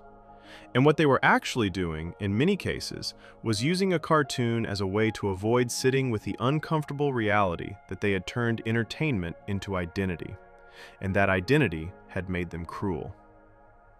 Rick would have recognized the behavior immediately. He just would never have admitted it was also his. Before we move on, if you're enjoying this analysis, please consider subscribing. It helps the channel tremendously. But for all the complexity around what Pickle Rick meant and how it was received, the episode existed within a broader pattern about the show's quality across its run. A pattern that the audience's own ratings make very difficult to ignore. Because when you look at how Rick and Morty perform season by season, the story it tells about a show that was supposedly operating at a consistent level of intellectual depth is a story the numbers simply do not support. Section 7. Quality by season. The show's own audience noticed the decline. If Rick and Morty was operating at the level of consistent, carefully considered storytelling that its reputation suggested, you would expect its quality to stay relatively stable across its run. A show genuinely built on strong philosophical foundations and disciplined writing should be able to sustain itself. The ideas would not run out. The craft would not suddenly disappear. The audience that had been won over by the depth and intelligence of the early seasons would continue to find that depth and intelligence in the later ones. That is not what happened. The audience scores for Rick and Morty across its seasons, collected on Rotten Tomatoes where viewers rate each season after watching it, tell a story that is almost the exact opposite of a consistent, high-quality run. Season 1 and Season 2 built the show's reputation and are still widely considered its strongest work. Season 3, the season of Pickle Rick and the cultural peak of the show's popularity, sits at a near-perfect 95% audience score, the highest of any season. And then the numbers start to move in a direction that is very hard to explain if you believe the show was always operating at the same intellectual level. Season 4 dropped. Season 5 dropped further, landing at 65%. Season 7, which arrived in October 2023 with significant behind-the-scenes changes that we will get to shortly, scored a series low of 51% from audiences and a 42% audience meter score, meaning less than half the people rating the season gave it a positive mark. Less than half. For a show whose fans had spent years insisting it was among the most sophisticated television being made, these are not the numbers of a show that was always deep and always delivering. These are the numbers of a show that peaked early, coasted for a while, and then declined in ways its own audience could feel, even when they could not fully explain why. To understand the decline, it helps to look at specific episodes, rather than just overall season scores, because the averages can obscure how dramatic some of the individual drops were. Season 5, Episode 4 is called Rick Dependence Spray. The episode is built around a premise involving a sample Rick accidentally leaves in a machine at a horse breeding facility, which leads to the creation of an army of creatures that threaten the entire country. The episode ends with the creation of what the show itself describes as an incest baby, a plot point that would return in later episodes. On IMDb, where individual episodes are rated by viewers, Rick Dependence Spray scored a 5.7 out of 10. For context, most well-received episodes of the show score between 8 and 9.5. A 5.7 means a large portion of the people who watched it actively disliked it. At the time of its airing, it was the lowest-rated episode in the show's history. A reviewer at Baylor University's student paper described the writing in that episode as something they would expect from a 13-year-old trying too hard to be edgy. That is a harsh assessment, but it was not an outlier opinion. The episode was widely regarded as one of the lowest points the show had reached, and it was not an isolated stumble. Season 5 as a whole produced uneven results, with the incest baby storyline continuing into later episodes and generating consistent negative reactions from viewers who felt the show was leaning on shock value without the craft that had made its earlier shock value work. Then Season 7 arrived, and the lowest-rated episode record fell again. Season 7, Episode 8, titled Rise of the Numbericons, the movie, scored a 4.5 on IMDb. That score is genuinely difficult to achieve on a show with an established fan base. For a large portion of people who actively chose to watch an episode of their favorite show, to rate it below 5 out of 10 requires a level of disappointment that goes beyond simple preference. It means the episode failed to deliver on the basic promise of what they came for. The Rotten Tomatoes critical scores across seasons are worth separating from the audience scores, because they tell a slightly different story. Critics, who tend to evaluate shows on craft and ambition rather than purely on enjoyment, gave Rick and Morty consistently high marks through most of its run. Even Season 7, which audiences rated at 51%, received a 75% score from critics. This gap between what critics thought and what audiences felt is itself revealing. Critics were evaluating the show against the broader landscape of television and finding it above average. Audiences were evaluating it against their memory of what the show used to be and finding it significantly below that standard. Both groups were right within their own frame of reference. The show remained better constructed than a lot of what surrounded it on television. The show had also clearly stopped being what it was during the seasons that made people fall in love with it. Both of those things were simultaneously true. What the critical scores cannot capture is the specific quality of the early seasons that built the show's reputation in the first place. Seasons 1 and 2 had a particular energy, a sense of genuine creative discovery, of a show figuring out what it could do and being consistently surprised by its own possibilities. The episode 60 Minutes from Season 1, where Rick installs a device that lets the family watch television from other dimensions, and the family ends up confronting alternate versions of their own lives, is genuinely moving in a way that very few animated comedies manage. The episode Total Recall from Season 2, where parasites that create false memories infiltrate the house, and the family has to figure out which of their relationships are real, is tightly plotted and emotionally resonant. These episodes work because the science fiction premise is doing something specific. It is creating a situation that forces the characters to confront something real about themselves or each other. The later seasons produced episodes that used similar science fiction premises, but with less precision about what they were for. The premise existed. The show did something with it. But the connection between the premise and the human truth it was meant to illuminate became looser and less consistent. Episodes started to feel, as one review put it, like the show going through its own motions. Recognizable as Rick and Morty, but missing the specific pressure that had made the early episodes feel alive. A writer for Cinema Blend published a piece about why they stopped watching Rick and Morty that captured a feeling shared by a significant portion of the audience who had followed the show from the beginning. They described reaching a point in the later seasons where episodes started to feel like callback reels, built around references to earlier, better moments rather than creating new ones. They noted that the show's use of its own lore had flipped from being a reward for longtime viewers into something that started to exclude anyone who was not already deeply familiar with the show's history. There is a specific tension in this for a show whose appeal was supposedly based on ideas rather than on continuity. If the philosophical content was the real draw, the nihilism, the existential questions, the examination of what it means to be intelligent in a universe that does not care, then the show should not have needed extensive knowledge of its own backstory to remain accessible. Ideas do not require lore. But as the seasons progressed, Rick and Morty became more and more dependent on its own mythology. The Citadel of Ricks, Evil Morty, Rick Prime, the backstory of what happened to Rick's wife and daughter. These were real and sometimes compelling threads, but they pulled the show away from the standalone episode format that had allowed it to be both funny and genuinely surprising in its early seasons, and toward a kind of serialized storytelling that demanded investment in specifics rather than engagement with ideas. The show became, in its later seasons, more about its own story and less about the questions its best episodes had asked. That is a common trajectory for ambitious shows that run long enough. The mythology accumulates. The story requires resolution.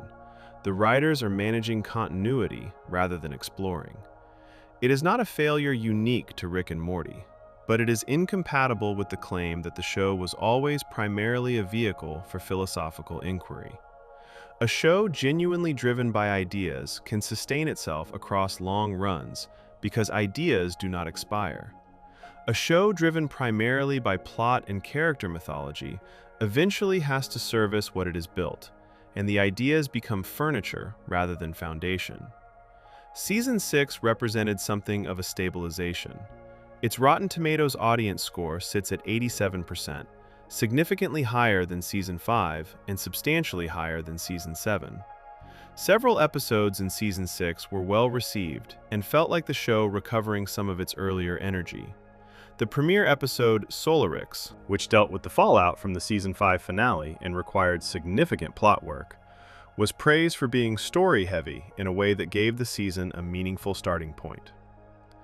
But Season 6 also continued certain choices from Season 5 that divided viewers, including jokes and storylines that a reviewer for Baylor's paper described as the show cutting corners to meet production schedules that had become significantly faster than the earlier seasons. The gap between seasons in the early years was long. The wait between Season 2 and Season 3 was over a year and a half. Those long gaps were frustrating for fans, but they allowed the writers to develop material carefully. As the show entered its later seasons under the terms of a massive 70-episode order that Adult Swim had placed in 2018, a deal that committed the show to continue through at least Season 10, the production pace increased. More episodes were needed more regularly. The Baylor reviewer noted a visible decline in animation quality across later seasons, describing repeated movements and facial expressions that suggested the studio was producing episodes faster with less time for refinement. A 70-episode order is not what you give a show when you are primarily interested in its philosophical depth. It is what you give a show when it is a reliable commercial and ratings asset that you want to keep producing. Adult Swim understood what Rick and Morty was to their network. It was their biggest show, their most recognizable property, the thing that defined what their network stood for to millions of viewers. Keeping it going was a business priority. The business priority and the creative quality were not always aligned. The audience scores also reveal something specific about what viewers valued in the show that complicates the depth narrative. The highest-rated individual episodes across the show's run are consistently the ones that focus most on character relationships and emotional stakes. Rick's Minutes, the Ricklantis Mix-Up, the Vat of Acid episode. These episodes work because they make you feel something about the characters, not because they present philosophical arguments. The lowest-rated episodes are consistently the ones that lean most heavily on gross-out humor, random premises with no emotional anchor, or shock value deployed without the craft to make it land. This pattern suggests that what the show's audience actually responded to most strongly was not the nihilism or the sci-fi concepts or the references to real philosophy. It was the moments when the show remembered that it was telling a story about people. Broken, funny, occasionally loving people navigating a universe that did not make sense, and committed to that story with real emotional honesty. The philosophy was the wrapping, just like Harmon said. The thing inside the wrapping was always a story about a family.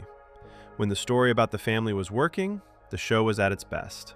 When the show got distracted from that, the audience felt it, even when they could not name exactly what was missing. Before we move on, if you're enjoying this analysis, please consider subscribing. It helps the channel tremendously. The decline across the seasons is not the story of a deeply philosophical show running out of ideas. It is the story of a show that was always primarily emotional and human in its best moments, gradually losing the discipline that made those moments possible. And that discipline was tied, more than anyone fully realized at the time, to the specific person whose voice was at the center of every single episode from the first moment the show existed.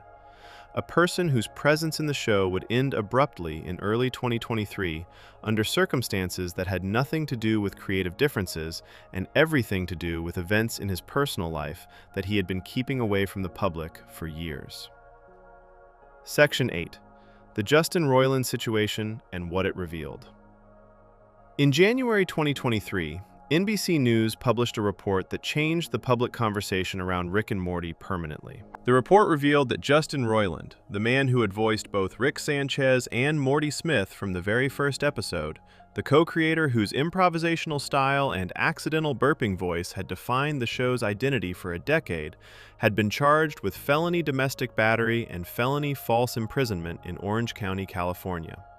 The charges were connected to an incident that had allegedly occurred in January 2020, involving a woman he had been dating at the time. Roiland had pleaded not guilty in 2020 and had appeared in court for a pre-trial hearing on January 12, 2023. The case had existed in the legal system for nearly 3 years before NBC News obtained the criminal complaint and brought it to public attention. The speed of what happened next was remarkable. Within days of the report being published, Adult Swim released a statement confirming that it had ended its association with Justin Roiland. The statement was brief and direct. It said simply that Adult Swim had ended its association with Justin Roiland and that the show would continue. Hulu, which aired Solar Opposites, another animated show Roiland had co-created and voiced, confirmed separately that he had also been removed from that production. Squanch Games, the video game studio Roiland had founded and which had recently released a game called High on Life that had become one of the most played games on Xbox in the week of its release, announced that Roiland had resigned. Koala Man, another Hulu project he had been involved with as a producer and voice actor, also moved forward without him. In a matter of days, Justin Roiland went from being one of the most active and commercially successful figures in adult animation to being completely separated from every major project he had built. The man whose voice was Rick and Morty was no longer part of Rick and Morty. The criminal charges were dismissed in March 2023. The Orange County District Attorney's Office stated that the decision was made as a result of having insufficient evidence to prove the case beyond a reasonable doubt. Roiland posted on social media that he had always known the claims were false, and that he was looking forward to moving forward and focusing on his creative projects and restoring his name. His lawyer thanked the District Attorney's Office for conducting a thorough review and stated that justice had prevailed. Adult Swim did not reverse its decision. Hulu did not reverse its decision. The show continued without him. Then, in September 2023, NBC News published a second report. This one detailed additional allegations against Roiland from multiple women, including allegations of sexual assault and claims that he had used his fame from Rick and Morty to pursue young fans, including underage girls. Some of the allegations dated back to 2013, the year the show first premiered. Roiland's lawyer responded to the new report and called the allegations false and defamatory. Dan Harmon responded publicly on September 27, 2023. He said he was frustrated, ashamed, and heartbroken that a lot of hard work, joy, and passion could be used as a way to take advantage of and harm people who were strangers to him. He was referring specifically to the allegations that Roiland had used his position as the creator of a beloved show to gain access to fans, including young women and girls, who trusted him because of what he had made. Harmon's statement did not make legal conclusions. It expressed grief about the situation and acknowledged the pain it had caused to fans and to the people who worked on the show. The recasting process that followed Roiland's removal from the show was one of the most closely watched transitions in recent animation history. Rick and Morty was not just a show where the lead character happened to be voiced by its co-creator. The voices of Rick and Morty were, for most of the audience, inseparable from what the characters were. Roiland had not just performed the voices, he had invented them, developed them over years of improvisation, and brought an unscripted, in-the-moment quality to the recording sessions that gave the show a texture no script could fully capture. His approach, which the production team described as using outtakes as material, keeping the accidental stumbles and riffs that happened during recording, meant that a significant portion of what audiences heard in the finished episodes was Roiland responding spontaneously rather than reading prepared lines. Finding replacements for that was always going to be difficult. When Season 7 premiered on October 15, 2023, it was revealed that Ian Cardone had taken over the role of Rick Sanchez and Harry Belden had taken over as Morty Smith. Neither actor was announced publicly until the season actually aired. Adult Swim kept the recasting details quiet until the last possible moment, which itself suggested awareness of how significant and sensitive the transition was. The initial reaction from viewers was divided. Some felt the new voices were close enough to the originals that the transition was smoother than expected. Others felt there was something noticeably different. that Rick in particular sounded slightly less manic, slightly more controlled than the version Roiland had performed. Early reviews of Season 7 noted this as one of the season's challenges, though most acknowledged that the new actors had done a credible job given what they were being asked to do. The audience scores for Season 7 told their own story. The season landed at a series-low 51% on Rotten Tomatoes from audiences. Critics gave it 75%, but the gap between those two numbers is significant. The people who watched the show as fans, who had a personal and emotional relationship with it, felt the difference in a way that professional reviewers evaluating it as television did not necessarily register. Something was gone. The numbers reflected it. What the Roiland situation revealed about the show goes deeper than the question of who was voicing the characters. It raised a direct challenge to the idea that the show's qualities were primarily the result of a carefully considered, philosophically grounded creative vision. If that had been true, if the show's depth came from rigorous intellectual intention applied consistently across every episode, then removing one voice actor, however central, should not have fundamentally altered what the show was. The ideas would still be there. The writing would still be there. The structural discipline Harmon brought through his story circle would still be there. The audience response to Season 7 suggested otherwise. What viewers missed was not a philosophical framework. What they missed was a specific, irreplaceable creative presence, a person whose spontaneous, accidental, instinctive contributions to the show were impossible to replicate because they had never been planned in the first place. The burp that defined Rick's voice was an accident. The improvisational riffs that gave the show its texture were not scripted. The quality people were mourning when they gave Season 7 a 51% was not the loss of ideas. It was the loss of a very specific human personality that had been present in every moment of the show since its first episode. This is significant because it confirms something the creators had been saying all along. The show was not built on philosophy. It was built on personality, on the specific and unrepeatable combination of Harmon's structural discipline and Roiland's spontaneous, crude, accident-prone creativity. Take away either element, and you have something that resembles the show, but is not quite the same thing. The philosophy was something observers projected onto the result of that combination.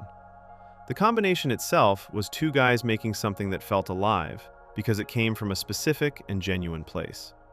There is also a layer to the Roiland situation that connects directly to the culture the show had built around itself.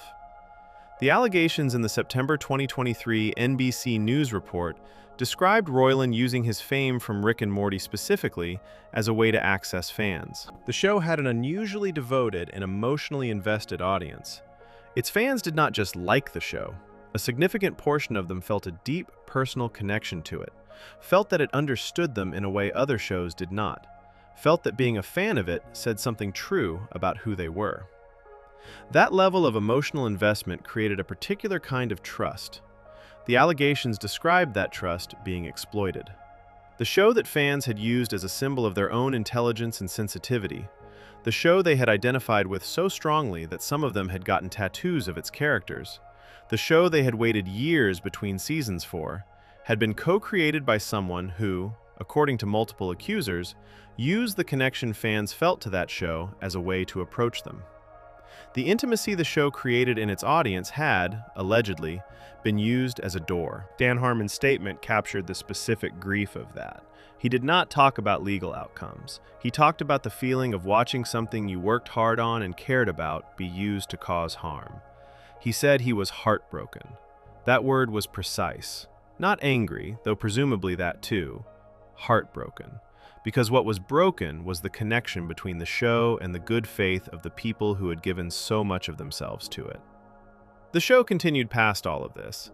Season 8 aired in 2025 and received better reviews than Season 7, with critics praising it and early audience scores coming in higher than the previous season's low point. The new voice actors settled further into their roles. New episodes were produced. The 70-episode order Adult Swim had placed in 2018 was still being worked through. Rick and Morty as a commercial and creative enterprise kept moving. But the Roiland situation permanently separated the show from its own mythology in a way that nothing else could have. The show had been treated by its fans as evidence of a certain kind of intelligence, a certain kind of depth, a certain kind of seeing the world clearly. The person at the center of it, the voice of both characters, the co-creator, the man whose accident-prone improvisational energy gave the show its heartbeat, had been removed from the show he created, under circumstances that had nothing to do with creative vision, and everything to do with behavior toward real people in the real world. The show survived. The mythology around it did not. At least, not in the form it had taken during the peak years. The version of Rick and Morty that existed in cultural conversation as a symbol of intellectual seriousness had always been a construction, built by fans, largely contradicted by the creators, and sustained by the distance between what people wanted the show to be and what it actually was. The Roiland situation collapsed that distance. What remained was a show. A good show in its best moments. An uneven show across its full run. A show that had been honest about what it was from the very beginning, if anyone had been willing to listen. Before we move on, if you're enjoying this analysis, please consider subscribing. It helps the channel tremendously. And if you want to understand what the show actually was at its most honest, stripped of the mythology, stripped of the fan culture, stripped of the Emmys and the riots and the copypastas, you have to look at where its own ideas came from. Because Rick and Morty did not invent the concepts it became famous for exploring. It borrowed them, dressed them up, and delivered them in a new package. And the question of where those ideas actually came from, and what other shows were doing with the same material, reveals something important about how the show's reputation for originality was built on ground that was a lot less solid than it appeared. Section 9. What the show actually borrows from, and what it doesn't admit. Every piece of art borrows from what came before it. That is not a criticism. That is how creativity works. Writers read other writers. Filmmakers watch other filmmakers. Animators study the cartoons that shaped them growing up. The best creative work takes existing ideas, puts them in conversation with each other, and produces something that feels new even when its ingredients are familiar. There is no shame in that process. It is the only process there is. The question worth asking about Rick and Morty is not whether it borrowed from things that came before it. Of course it did. The question is whether the show's reputation for originality and depth was built on ideas that were genuinely fresh, or whether it was built on ideas that had been explored thoroughly elsewhere and were simply being encountered for the first time by an audience that had not been exposed to those earlier sources. Because those are two very different things. A show can be someone's introduction to nihilism without nihilism being new. A show can feel groundbreaking to a specific audience without breaking any actual ground. And when you look at where Rick and Morty's ideas actually came from, a picture emerges that is a lot less original than the show's reputation suggested. Start with the most basic level. Rick and Morty began, as we have already established, as a direct parody of Back to the Future. The two central characters, an eccentric older genius and a nervous younger sidekick who go on adventures together using technology the older one built, were lifted wholesale from a 1985 film. The specific dynamic between them, the way the older character's confidence and the younger character's anxiety play off each other, the way the older character's brilliance gets the pair into situations the younger character would never have chosen on his own, all of that existed in Back to the Future 15 years before Rick and Morty aired its first episode. Christopher Lloyd, the actor who played Doc Brown in the films, acknowledged in an interview that he recognized Rick and Morty as some kind of parody of Doc and Marty. The show's own origin is right there on the surface. The sci-fi setting and the broader universe the show operates in draw heavily from a tradition of cosmic horror established by a writer named H.P. Lovecraft in the early 1900s. Lovecraft's central idea, which he called cosmicism, was that humans are tiny and meaningless in a universe so vast and indifferent that even thinking about it clearly would break a person's mind. His stories were built around the idea that ordinary life is a comfortable illusion, sitting on top of a reality so alien and enormous that most people could not handle knowing about it. Rick and Morty uses this framework constantly. The universe in the show is indifferent. Humans are insignificant. The creatures Rick and Morty encounter are frequently so far beyond human scale that individual human lives barely register. The portal gun, which gives Rick access to infinite dimensions, is essentially a device for experiencing Lovecraftian horror on a weekly basis and surviving it through a combination of genius and emotional detachment. Lovecraft died in 1937. His ideas about cosmic insignificance were being written about, debated, and adapted into other stories for decades before Rick and Morty used them as the foundation for its universe. The philosophical language the show became famous for, the nihilism, the questions about whether life has meaning, the examination of what happens to a person who believes nothing matters, comes primarily from a tradition of European philosophy that was fully developed well over 100 years before the show aired. Friedrich Nietzsche, whose ideas about nihilism are the most direct philosophical ancestor of Rick's worldview, died in 1900. Albert Camus, whose concept of absurdism, the idea that humans keep searching for meaning in a universe that will never provide it, is another clear influence on the show's tone, published his most important work in the 1940s.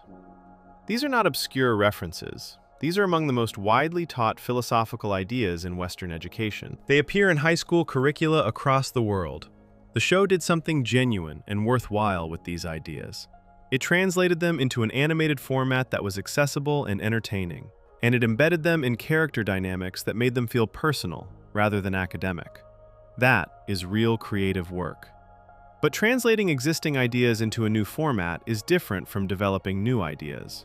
The fans who described Rick and Morty as introducing them to nihilism and existential thinking were, in many cases, being introduced to ideas that had been available in books, films, and other television shows for generations. The show was a door. It was not the room. The comparison to Futurama is worth spending real time on because it is the most direct and the most uncomfortable parallel for the show's reputation. Futurama was created by Matt Groening, who also created The Simpsons, and ran from 1999 to 2013, ending the same year Rick and Morty began. Dan Harmon himself described Rick and Morty as a cross between The Simpsons and Futurama. That description alone should have prompted more examination than it received. Futurama is a science fiction animated comedy set in the year 3000, following a young man named Fry who gets accidentally frozen and wakes up in the future. The show deals consistently and often movingly with questions of identity, the meaning of individual existence in a vast and indifferent universe, the nature of consciousness, what it means to love someone when nothing is permanent, and the absurdity of human behavior when examined from a distance. It uses science fiction premises, parallel universes, time travel, artificial intelligence, cloning, as delivery mechanisms for jokes that are fundamentally about ordinary human experiences. It builds genuine emotional stakes around characters who are flawed and often selfish. It asks whether individual lives matter in a universe that is enormous and largely uncaring. And it answers that question with warmth rather than with the cold dismissal Rick Sanchez would prefer. Futurama did all of this more than a decade before Rick and Morty existed. It did it with comparable craft and, in its best episodes, with greater emotional generosity. The episode Jurassic Bark from Futurama's fourth season is widely considered one of the most emotionally devastating pieces of animated television ever made. It deals with loss, loyalty, and the question of whether love means anything when time moves differently for different beings. It asks the same questions Rick and Morty would later explore. Do individual relationships matter in an infinite universe? And answers them in a way that leaves the audience genuinely affected. Rick and Morty received the cultural credit for being the animated show that dealt with big ideas seriously. Futurama had been doing it for years and received significantly less of that credit, partly because it aired before the era of social media made fandoms visible, and partly because its emotional warmth made it feel more approachable, and therefore less like something requiring intellectual defense. The Simpsons, the other half of Harmon's description of Rick and Morty, had been examining suburban family dysfunction, the gap between American ideals and American reality, and the absurdity of ordinary life for over 2 decades before Rick and Morty aired. Its first 10 seasons in particular contain episodes that hold up as some of the most carefully written comedy television has ever produced. The show built the template for animated adult comedy that every show in the genre, including Rick and Morty, worked within. Beyond these specific comparisons, Rick and Morty also drew from a broader tradition of adult animation that included BoJack Horseman, which premiered the same year as Rick and Morty and dealt with depression, self-destruction, the emptiness of achievement, and the damage that brilliant but broken people cause to everyone around them, with significantly more directness and emotional honesty than Rick and Morty typically managed. BoJack Horseman's examination of a self-aware, deeply unhappy, talented person who uses wit and deflection to avoid dealing with the harm he causes is, in many ways, a more thorough and honest version of the character study Rick and Morty claimed to be conducting with Rick Sanchez. BoJack never let its main character off the hook the way Rick and Morty frequently did. It never let the cool factor of the character's intelligence become an excuse for the audience to forgive him before the show had actually earned that forgiveness. BoJack Horseman did not generate the same culture of fans claiming you needed a high IQ to understand it. It did not produce riots or copypastas about intellectual superiority. It was widely praised and then moved on, leaving behind a reputation for honesty rather than a mythology about depth. None of this is an argument that Rick and Morty was without value, or that its borrowings made it dishonest. Synthesis is a legitimate creative act. Taking Lovecraftian cosmic horror and Back to the Future dynamics and European philosophy and filtering them through an adult animation format with sharp comedy writing produced something that was genuinely entertaining and occasionally genuinely moving. The show earned its audience through real craft, not through trickery. The problem was never the borrowing. The problem was the mythology that grew around the borrowing. The idea that the show was doing something philosophically original that other entertainment was not doing, that its ideas were uniquely sophisticated, that engaging with it seriously required capacities that most viewers did not possess. That mythology required ignoring Futurama, ignoring BoJack Horseman, ignoring the century of philosophy the show was summarizing, ignoring the decades of cosmic horror fiction it was drawing from, and ignoring the 1985 film its two main characters were directly modeled on. The show was a very good synthesizer of existing ideas delivered in an entertaining package. That is a real and valuable thing to be. It did not need to be anything more than that. The fans needed it to be more than that, because they needed the thing they loved to justify the identity they had built around loving it. And so the synthesizer became a philosopher. The cartoon became a manifesto, and the fart joke wrapped around nihilism became a document of rare intellectual achievement. Quote, 29, The creators kept saying what it was. The fans kept deciding otherwise. And while all of that was playing out in the culture around the show itself was doing something in its actual episodes that the depth narrative kept getting in the way of appreciating clearly. Something simpler and more honest than philosophy. Something that worked best when the show remembered it was always there. Section 10. The faux deep episode formula and why it works on first watch. There is a specific feeling that Rick and Morty produces at its best, and it is worth being precise about what that feeling actually is.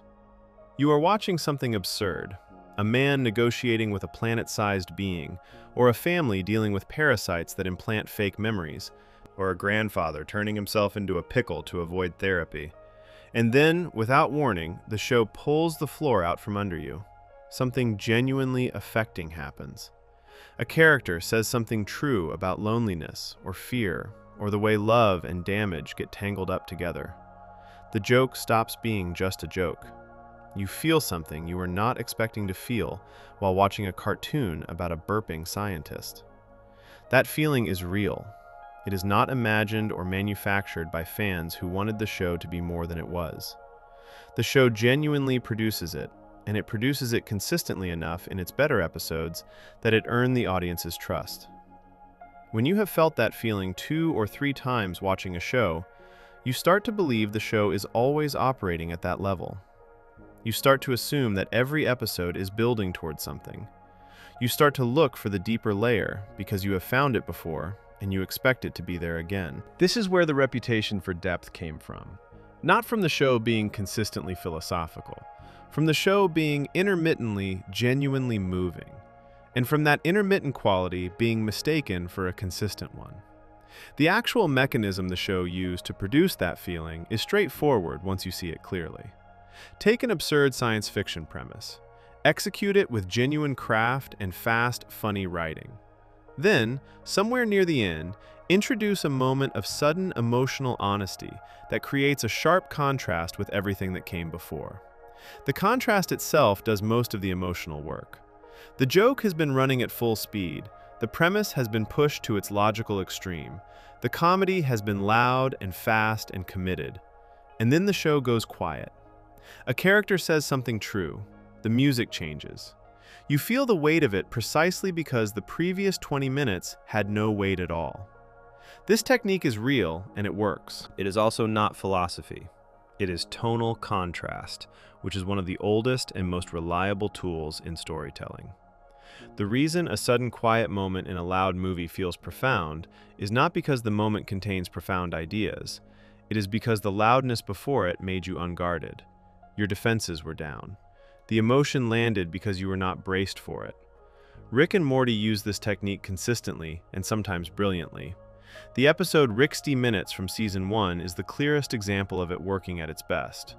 Rick installs a device that lets the family watch television from other dimensions, and most of the episode is genuinely funny, loose, and improvised feeling. Rick and Morty lying on the couch watching bizarre alien game shows while the family drama plays out separately. Then Morty takes Summer outside and shows her the graves in the backyard where he and Rick buried the versions of themselves from the dimension they originally came from. He tells her, quietly, that he is not the Morty she grew up with, that the original Morty is dead in the ground a few feet away. And then he says that nobody exists on purpose, nobody belongs anywhere, everybody is going to die, and she should come watch television. That moment works. It lands with real weight. But what makes it land is not that it contains a new philosophical idea. It is that a 14-year-old boy has just described something genuinely terrible about his situation. The loss of his original identity, the fact that he is living someone else's life. And his response is to shrug and suggest watching TV. The comedy and the tragedy are the same thing. The joke is the coping mechanism. That is emotionally true in a way that connects with the audience because it reflects something real about how people deal with pain. The idea itself, that life is without inherent purpose and everyone dies, is not new. It is thousands of years old. What the show did was find a specific and human context for it, put it in the mouth of a 14-year-old who had just shown his sister 2 graves, and let the contrast between the size of the idea and the smallness of the response do the emotional work. That is skilled writing. The skill is in the execution, not the idea. The episodes that demonstrated this formula most clearly across the show's run are also the ones most frequently cited as evidence of the show's depth.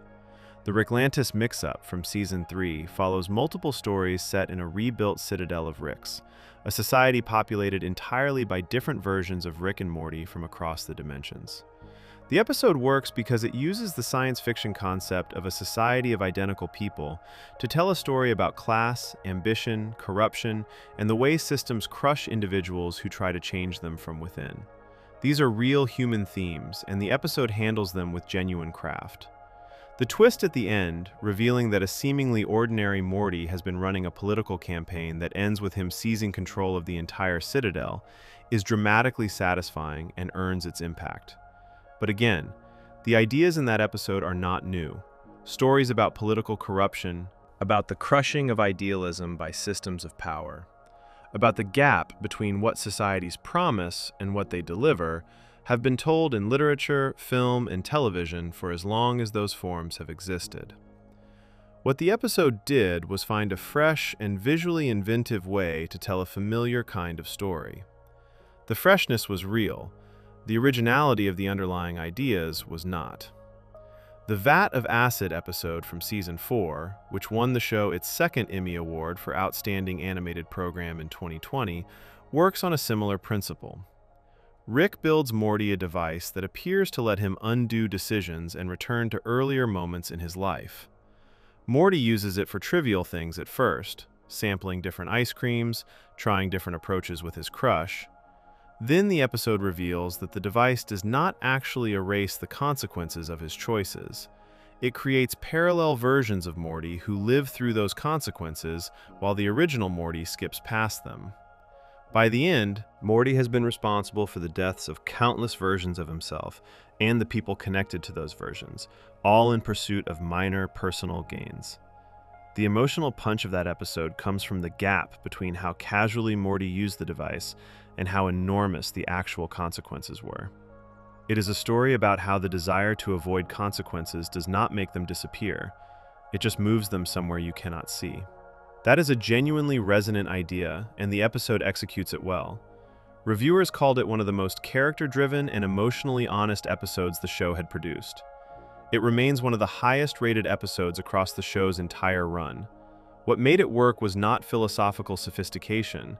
It was that the science fiction premise, the fake save point device, was used with precision to illuminate something true about human behavior. The sci-fi element was a perfect container for the emotional idea. That marriage of premise and theme is the show's genuine skill. It is a writing skill, a storytelling skill, not a philosophical one. The formula also reveals why the show's worst episodes failed so completely. Episodes like Rick Dependence Spray took the same basic approach, absurd premise, escalating chaos, but without any emotional anchor connecting the premise to something true about the characters. The premise existed for its own sake. The shock value was present, but the contrast that gave the shock value meaning in the better episodes was absent. There was no quiet moment. There was no sudden truth. The floor was never pulled out because there was nothing underneath the floor worth landing on. The audience could feel the difference even when they could not name it. The episodes that scored 9 out of 10 on IMDb were episodes where the formula's second half, the emotional honesty, the quiet moment, the thing that was true, landed cleanly. The episodes that scored 5 and 6 were episodes where the first half ran its course and then nothing came. Just more noise, just more escalation with nowhere to go. This pattern confirms something important about what the show actually was. The quality was not in the ideas. The quality was in whether the execution of the formula was disciplined enough to earn the emotional payoff it was building toward. When the writers had a clear sense of what truth they were trying to reach, what the episode was actually about underneath the premise, the show was genuinely good. When they had a premise without a truth underneath it, the show was loud and empty. The audience that built a mythology around the show's depth was responding to real experiences of being moved by real moments of genuine craft. Those experiences were legitimate. The error was in concluding from those experiences that the show was always operating at that level, that every episode was part of a larger philosophical design, that the moving moments were evidence of a consistent intellectual framework rather than intermittent examples of skilled emotional writing. A show that produces genuine feeling through disciplined craft is a valuable thing. It does not need to be a philosophy course to justify the feeling it creates. The feeling is enough. Rick and Morty at its best made people laugh and then made them feel something unexpected, and the unexpectedness of the feeling gave it a power that a more consistently emotional show might not have achieved. That is a real quality. It is a different quality than depth, but it is real. The tragedy of the show's reputation is that the mythology around its depth made it harder to appreciate what it was actually doing. When you are looking for hidden philosophy, you miss the craft. When you are trying to prove the show is sophisticated, you stop noticing whether it is honest. The show was better when it was honest than when it was sophisticated, and the fans who needed it to be sophisticated were often the ones least equipped to notice when it was being honest. __quote_30___.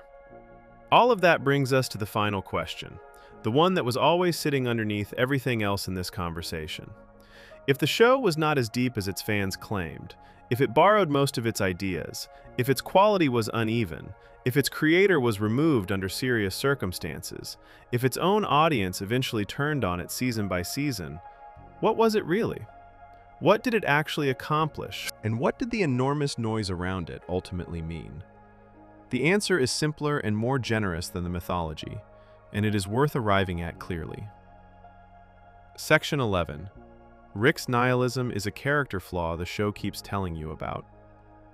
Of all the misreadings that built up around Rick and Morty over the years, the most consequential one was also the most straightforward to correct. All you had to do was watch what the show was actually doing with its main character. Not what fans were saying about him online, not what the copy pasta claimed about his philosophy. What the show itself, in episode after episode, across multiple seasons, was consistently demonstrating about who Rick Sanchez was and what his worldview had done to him. Rick is presented in the show as the smartest being in the universe. That is established early and maintained throughout. His scientific ability is essentially without limit.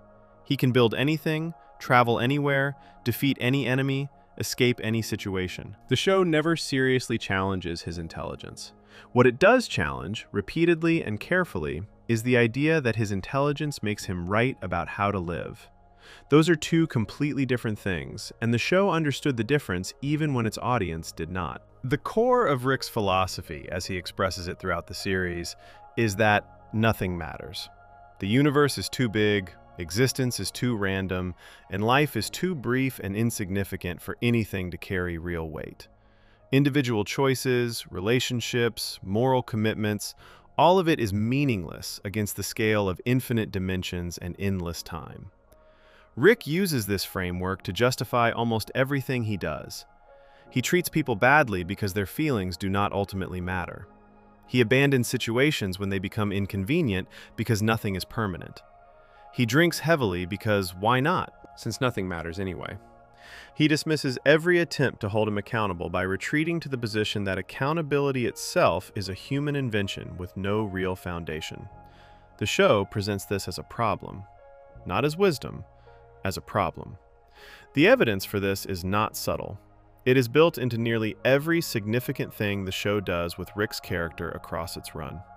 In Season 2, Episode 3, titled Autoerotic Assimilation, Rick reconnects with a hive mind entity he was romantically involved with in the past.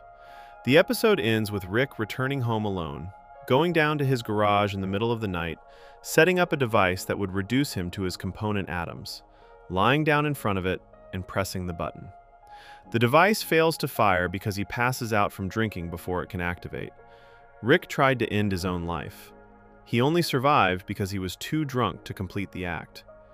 The show does not present this as cool. It does not present it as Rick being too evolved for ordinary human concerns. It presents it as a man who is deeply, genuinely unhappy, who has used a philosophy about the meaninglessness of everything to cut himself off from the connections that might have helped him, and who ends up alone in a dark garage at his lowest point with no one to call. The scene is quiet and sad and completely without irony. It is the show being as honest as it ever gets about what Rick's worldview has actually cost him. The catchphrase "wubba lubba dub dub," which the fan copypasta famously claimed was a cryptic reference to a Russian literary classic, is addressed directly in Season 1, Episode 2, titled Lawnmower Dog. The alien character Bird Person tells Morty that in his people's language, the phrase means, "I am in great pain, please help me." Rick has been expressing his suffering in every episode, out loud, in front of everyone, disguised as a cheerful nonsense phrase. The show told the audience this in its second episode. It did not hide it.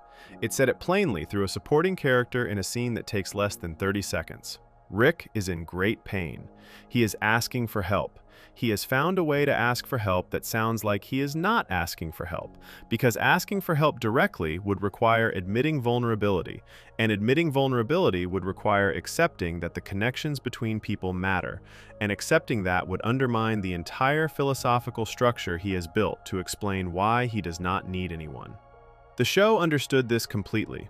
It built it into the character from the beginning. TV Tropes, which has one of the most thorough analyses of the show's storytelling patterns available online, documents extensively how Rick and Morty treats its main character as a deconstruction of the nihilistic genius archetype. The word deconstruction in storytelling means taking something that looks appealing or admirable on the surface and revealing, through the story, the damage underneath it. The show builds Rick up as the most capable, most free, most intellectually liberated character imaginable, and then it shows you, methodically, what that version of freedom actually looks like when you live it every day. It looks like attempted suicide in a garage. It looks like a catchphrase that means, please help me. It looks like a man who has access to every dimension in existence and still cannot manage to be present for a single family dinner without causing chaos. It looks like someone whose philosophy about nothing mattering falls apart immediately whenever something he personally cares about is threatened, which the show also documents carefully. Rick's claimed indifference to outcomes evaporates the moment Morty is in real danger. His insistence that relationships are meaningless disappears when Beth needs him. His nothing matters framework gets abandoned completely during the arcs where his own history and losses become central to the story. The show points this out directly. In one episode, Summer responds to one of Rick's nihilistic speeches by simply farting. The show uses her to reflect back to Rick what he sounds like from the outside, someone making grand statements about the meaninglessness of everything, while behaving in ways that constantly reveal how much things actually mean to him. Beth tells him, in another episode, that if he really believes none of it matters, he should go find a version of their family in another dimension that agrees with him. He does not. He stays. He always stays. The show's argument, running underneath everything, is that Rick is not a nihilist. He is a person in pain who adopted nihilism as a defense mechanism after something broke his ability to trust and connect. The specific backstory of what happened to Rick, which the show develops across later seasons involving his wife, his daughter, and a version of himself called Rick Prime, provides the context for understanding why he built the walls he built. He was not born believing nothing mattered. He was hurt badly enough that believing nothing mattered felt safer than being hurt again. This reading of the character is not a fan theory. It is not something clever viewers extracted from hidden clues. It is what the show presents as the straightforward truth about Rick across multiple seasons of explicit storytelling. The show tells you Rick is in pain. The show tells you his nihilism is a coping mechanism. The show tells you he loves his family even though he spends enormous energy pretending he does not. The show tells you that his intelligence has not made him happy or free or wise. It has made him isolated, self-destructive, and unable to receive help even when he is actively asking for it in disguise. What the fans who built the mythology around the show did with this character was take the surface layer, the genius, the confidence, the contempt for ordinary concerns, the freedom from social expectations, and treat it as the show's endorsement of those qualities. They admired the performance Rick gave of being beyond caring, and ignored what the show was carefully demonstrating about the cost of that performance. This produced something genuinely strange in the culture around the show. People who identified with Rick, who wanted to be like Rick, who used Rick as a model for how to engage with the world, those people were identifying with a character the show was presenting as a cautionary example. They were aspiring to become the thing the story was warning them about. They were watching a show about the damage done by believing you are smarter and more evolved than everyone around you, and concluding from it that they were smarter and more evolved than everyone around them. Rick would have recognized this immediately. He would have found it funny in a dark way. He also would never have admitted that he did the same thing. The therapy scene in Pickle Rick is the most direct statement the show ever made about this dynamic, and it is worth looking at it carefully one more time through this lens. Dr. Wong sits across from Rick, who is still wearing pieces of a rat, and she does not argue with him about whether he is intelligent. She does not challenge his genius. She accepts it completely and then asks what he has done with it. She points out that a man who could do anything has chosen to spend an entire day building a rat suit in a sewer rather than sit in a room and talk honestly about his life. She asks him what the smarter choice actually was. Rick dismisses her. He tells Morty on the way out that this is why you do not go to therapy, framing his refusal to engage as another example of his superior understanding. The show does not let him have that framing unchallenged. The camera stays on the family as they leave. Nothing has been resolved. Beth is still dealing with the same problems. The children are still carrying the same weight. Rick's brilliance has produced nothing useful for any of them. The rat suit was impressive. The man wearing it is still broken. The fans who used Rick as a symbol of intellectual superiority were doing exactly what Rick does in that scene. They were framing their refusal to engage honestly with the show's actual meaning as evidence of their superior understanding. They were wearing the rat suit and calling it genius. The show had been saying all of this out loud, in plain language, since its second episode. What it was saying was never hidden. The audience that most needed to hear it was the audience least willing to listen. And when you put all of this together, the origin, the fan culture, the riots, the harassment, the borrowing, the uneven quality, the Roiland situation, the formula, the character the show was actually telling you about, you arrive at a conclusion about what Rick and Morty really was that is both simpler and more honest than anything the mythology ever managed to say. Section 12. A good show that got mistaken for a great idea. Here is what Rick and Morty actually was. It was a funny, inventive, well-animated science fiction comedy that, at its best, produced television as genuinely good as anything adult animation has ever managed. It took an absurd premise, a broken genius and his anxious grandson navigating a universe that did not care about either of them, and found within that premise real emotional truth about family, pain, love, and the gap between how capable we think we are and how lost we actually feel. It made people laugh, and then occasionally made them feel something they were not expecting to feel, and the surprise of that feeling gave it a power that more consistently emotional shows could not replicate. It was, in its best moments, a real achievement. That is a genuine and fair assessment. The show earned its audience through real work. The writers who produced 60 Minutes and the Ricklantis Mix-Up and the Vat of Acid episode were doing something that deserved the praise it received. The show's early seasons in particular represent a creative high point that stands up completely when you go back and watch them now. Season 1 and Season 2 had an energy and a sense of possibility that is rare in any format of television, animated or otherwise. The show felt alive in those seasons in a way that is hard to manufacture and impossible to fake. All of that is true. All of it stands. The problem was never the show. The problem was the mythology that grew around it, the story people told about what watching it meant, what understanding it proved, what liking it said about you as a person.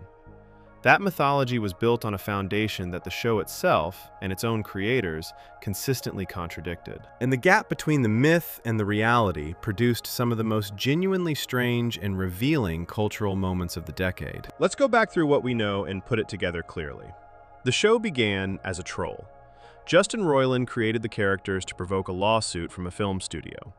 The voice that defined Rick Sanchez for a decade started as a recording accident that Roiland liked the sound of and decided to keep. The first draft of the show was written in 6 hours. Dan Harmon described the finished product as a never-ending fart joke wrapped around a study of nihilism, and specified that it was a cross between The Simpsons and Futurama, two accessible, broadly popular animated comedies. These facts were always available. Nobody hid them. The creators talked about them openly and repeatedly. The fan culture that grew around the show decided to hear something different. It built a version of Rick and Morty that was philosophically original, intellectually demanding, and inaccessible to ordinary viewers.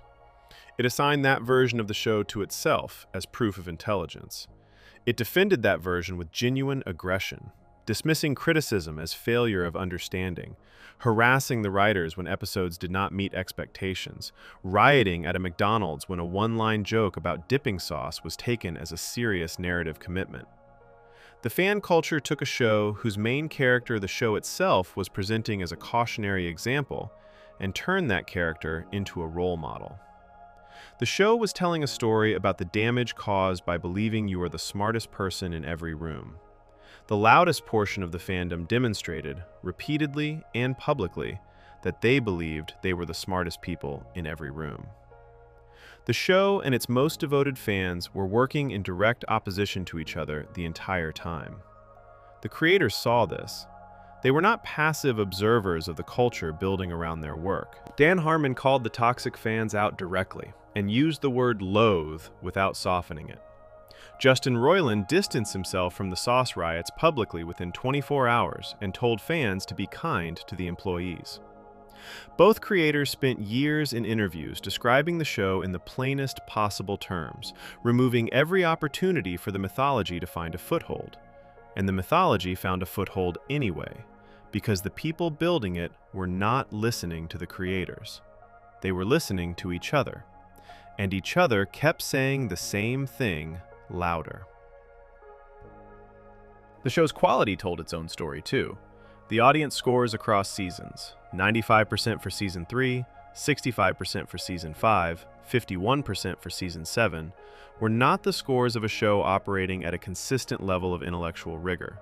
They were the scores of a show that peaked early, produced genuinely great work intermittently, struggled badly in its middle seasons, and faced an identity crisis when the person whose voice and improvisational instincts had defined it since its first moment was removed from it entirely. The 70-episode order Adult Swim placed in 2018 was a commercial decision, not a creative one. It committed the show to producing content at a pace that the early seasons had never required, and the results were visible in the animation quality, the writing consistency, and the audience's growing sense that something essential had been lost. The Roiland situation in early 2023 removed any remaining distance between the show and reality. The co-creator, whose personality was woven into every second of the show's first 6 seasons, whose accidental burp had started the whole thing, whose improvisational recordings could not be replicated by anyone else because they had never been planned in the first place, that person was gone. The charges were later dismissed for insufficient evidence, but the subsequent allegations published in September 2023 ensured that the separation was permanent. The show continued. Season 7 aired, Season 8 followed. The new voice actors did credible work, but something that had been present since 2013 was no longer there, and the audience felt the absence even when they struggled to name exactly what it was. What the mythology around Rick and Morty ultimately revealed was not something specific to Rick and Morty. It revealed something about how people use entertainment to construct identity, and what happens when that construction is built on ground that cannot support the weight placed on it. People need things to belong to. They need communities organized around shared taste and shared values.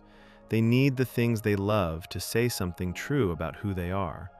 These are real human needs, and there is nothing wrong with them. The problem arises when the thing being loved gets assigned a weight it was not built to carry. When a cartoon about a burping scientist becomes the primary evidence that you are more intelligent and more perceptive than the people around you. When the show stops being something you enjoy and becomes something you need to defend, you have stopped watching television and started doing something else entirely. The fans who did the most damage to the show's reputation were not doing so because they were bad people. Most of them genuinely loved the show and were responding to real experiences of being moved and entertained and occasionally surprised by it.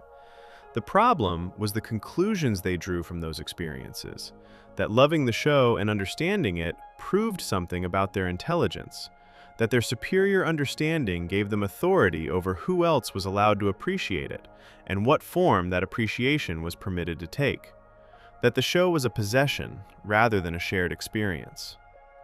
Rick would have recognized this behavior immediately. He spent the entire show treating his own intelligence as a possession that gave him authority over everyone around him. He treated his relationships as things he owned rather than things he participated in. He used his genius as a wall rather than a door. The show spent season after season showing you what that cost him. His fans built a community on exactly those principles, and then used that community to harass the people making the show, riot over a sauce, and tell strangers on the internet that they were not smart enough to understand a cartoon. The show was a mirror. The audience looked into it and saw genius. The show was reflecting something else entirely. What remains, after all of it, is something simpler and more durable than the mythology ever was. The good episodes of Rick and Morty are genuinely good. Ricksty Minutes is a moving piece of television. The Ricklantis mix-up is impressively constructed. The Vat of Acid episode earns its emotional impact honestly. Pickle Rick, legacy complications and all, is a well-executed half-hour of animation with a real idea underneath the rat suit. These episodes do not need a mythology around them to justify their quality. They stand on their own because they were made with genuine care and genuine craft, and the results are visible on screen. The show did not need to be the deepest thing on television to be worth watching. It did not need to require theoretical physics to be funny. It did not need to be inaccessible to ordinary viewers to be valuable to the viewers who loved it. A show that makes you laugh, and then occasionally makes you feel something unexpected, is doing something real and worthwhile. That is enough. It has always been enough. The tragedy is that enough was never going to satisfy a fandom that needed the show to be proof of something. Dan Harmon called it a never-ending fart joke wrapped around a study of nihilism. He was right. The fart joke was funny, the nihilism was honest, the study was real, even if its conclusions were available in books that existed long before the show did. The combination of those three things, delivered with genuine craft by a specific and unrepeatable group of people at a specific moment in time, produced something that connected with millions of viewers in ways that mattered to them. That is what Rick and Morty was. A good show. A genuinely good show. One that was never as deep as the mythology claimed, never as shallow as the backlash insisted, and always more honest about what it was than the culture around it was willing to accept. The show told you what it was from the beginning. It just took this long to listen. If you enjoyed this video essay, make sure to subscribe. Thanks for watching, and I'll see you in the next one.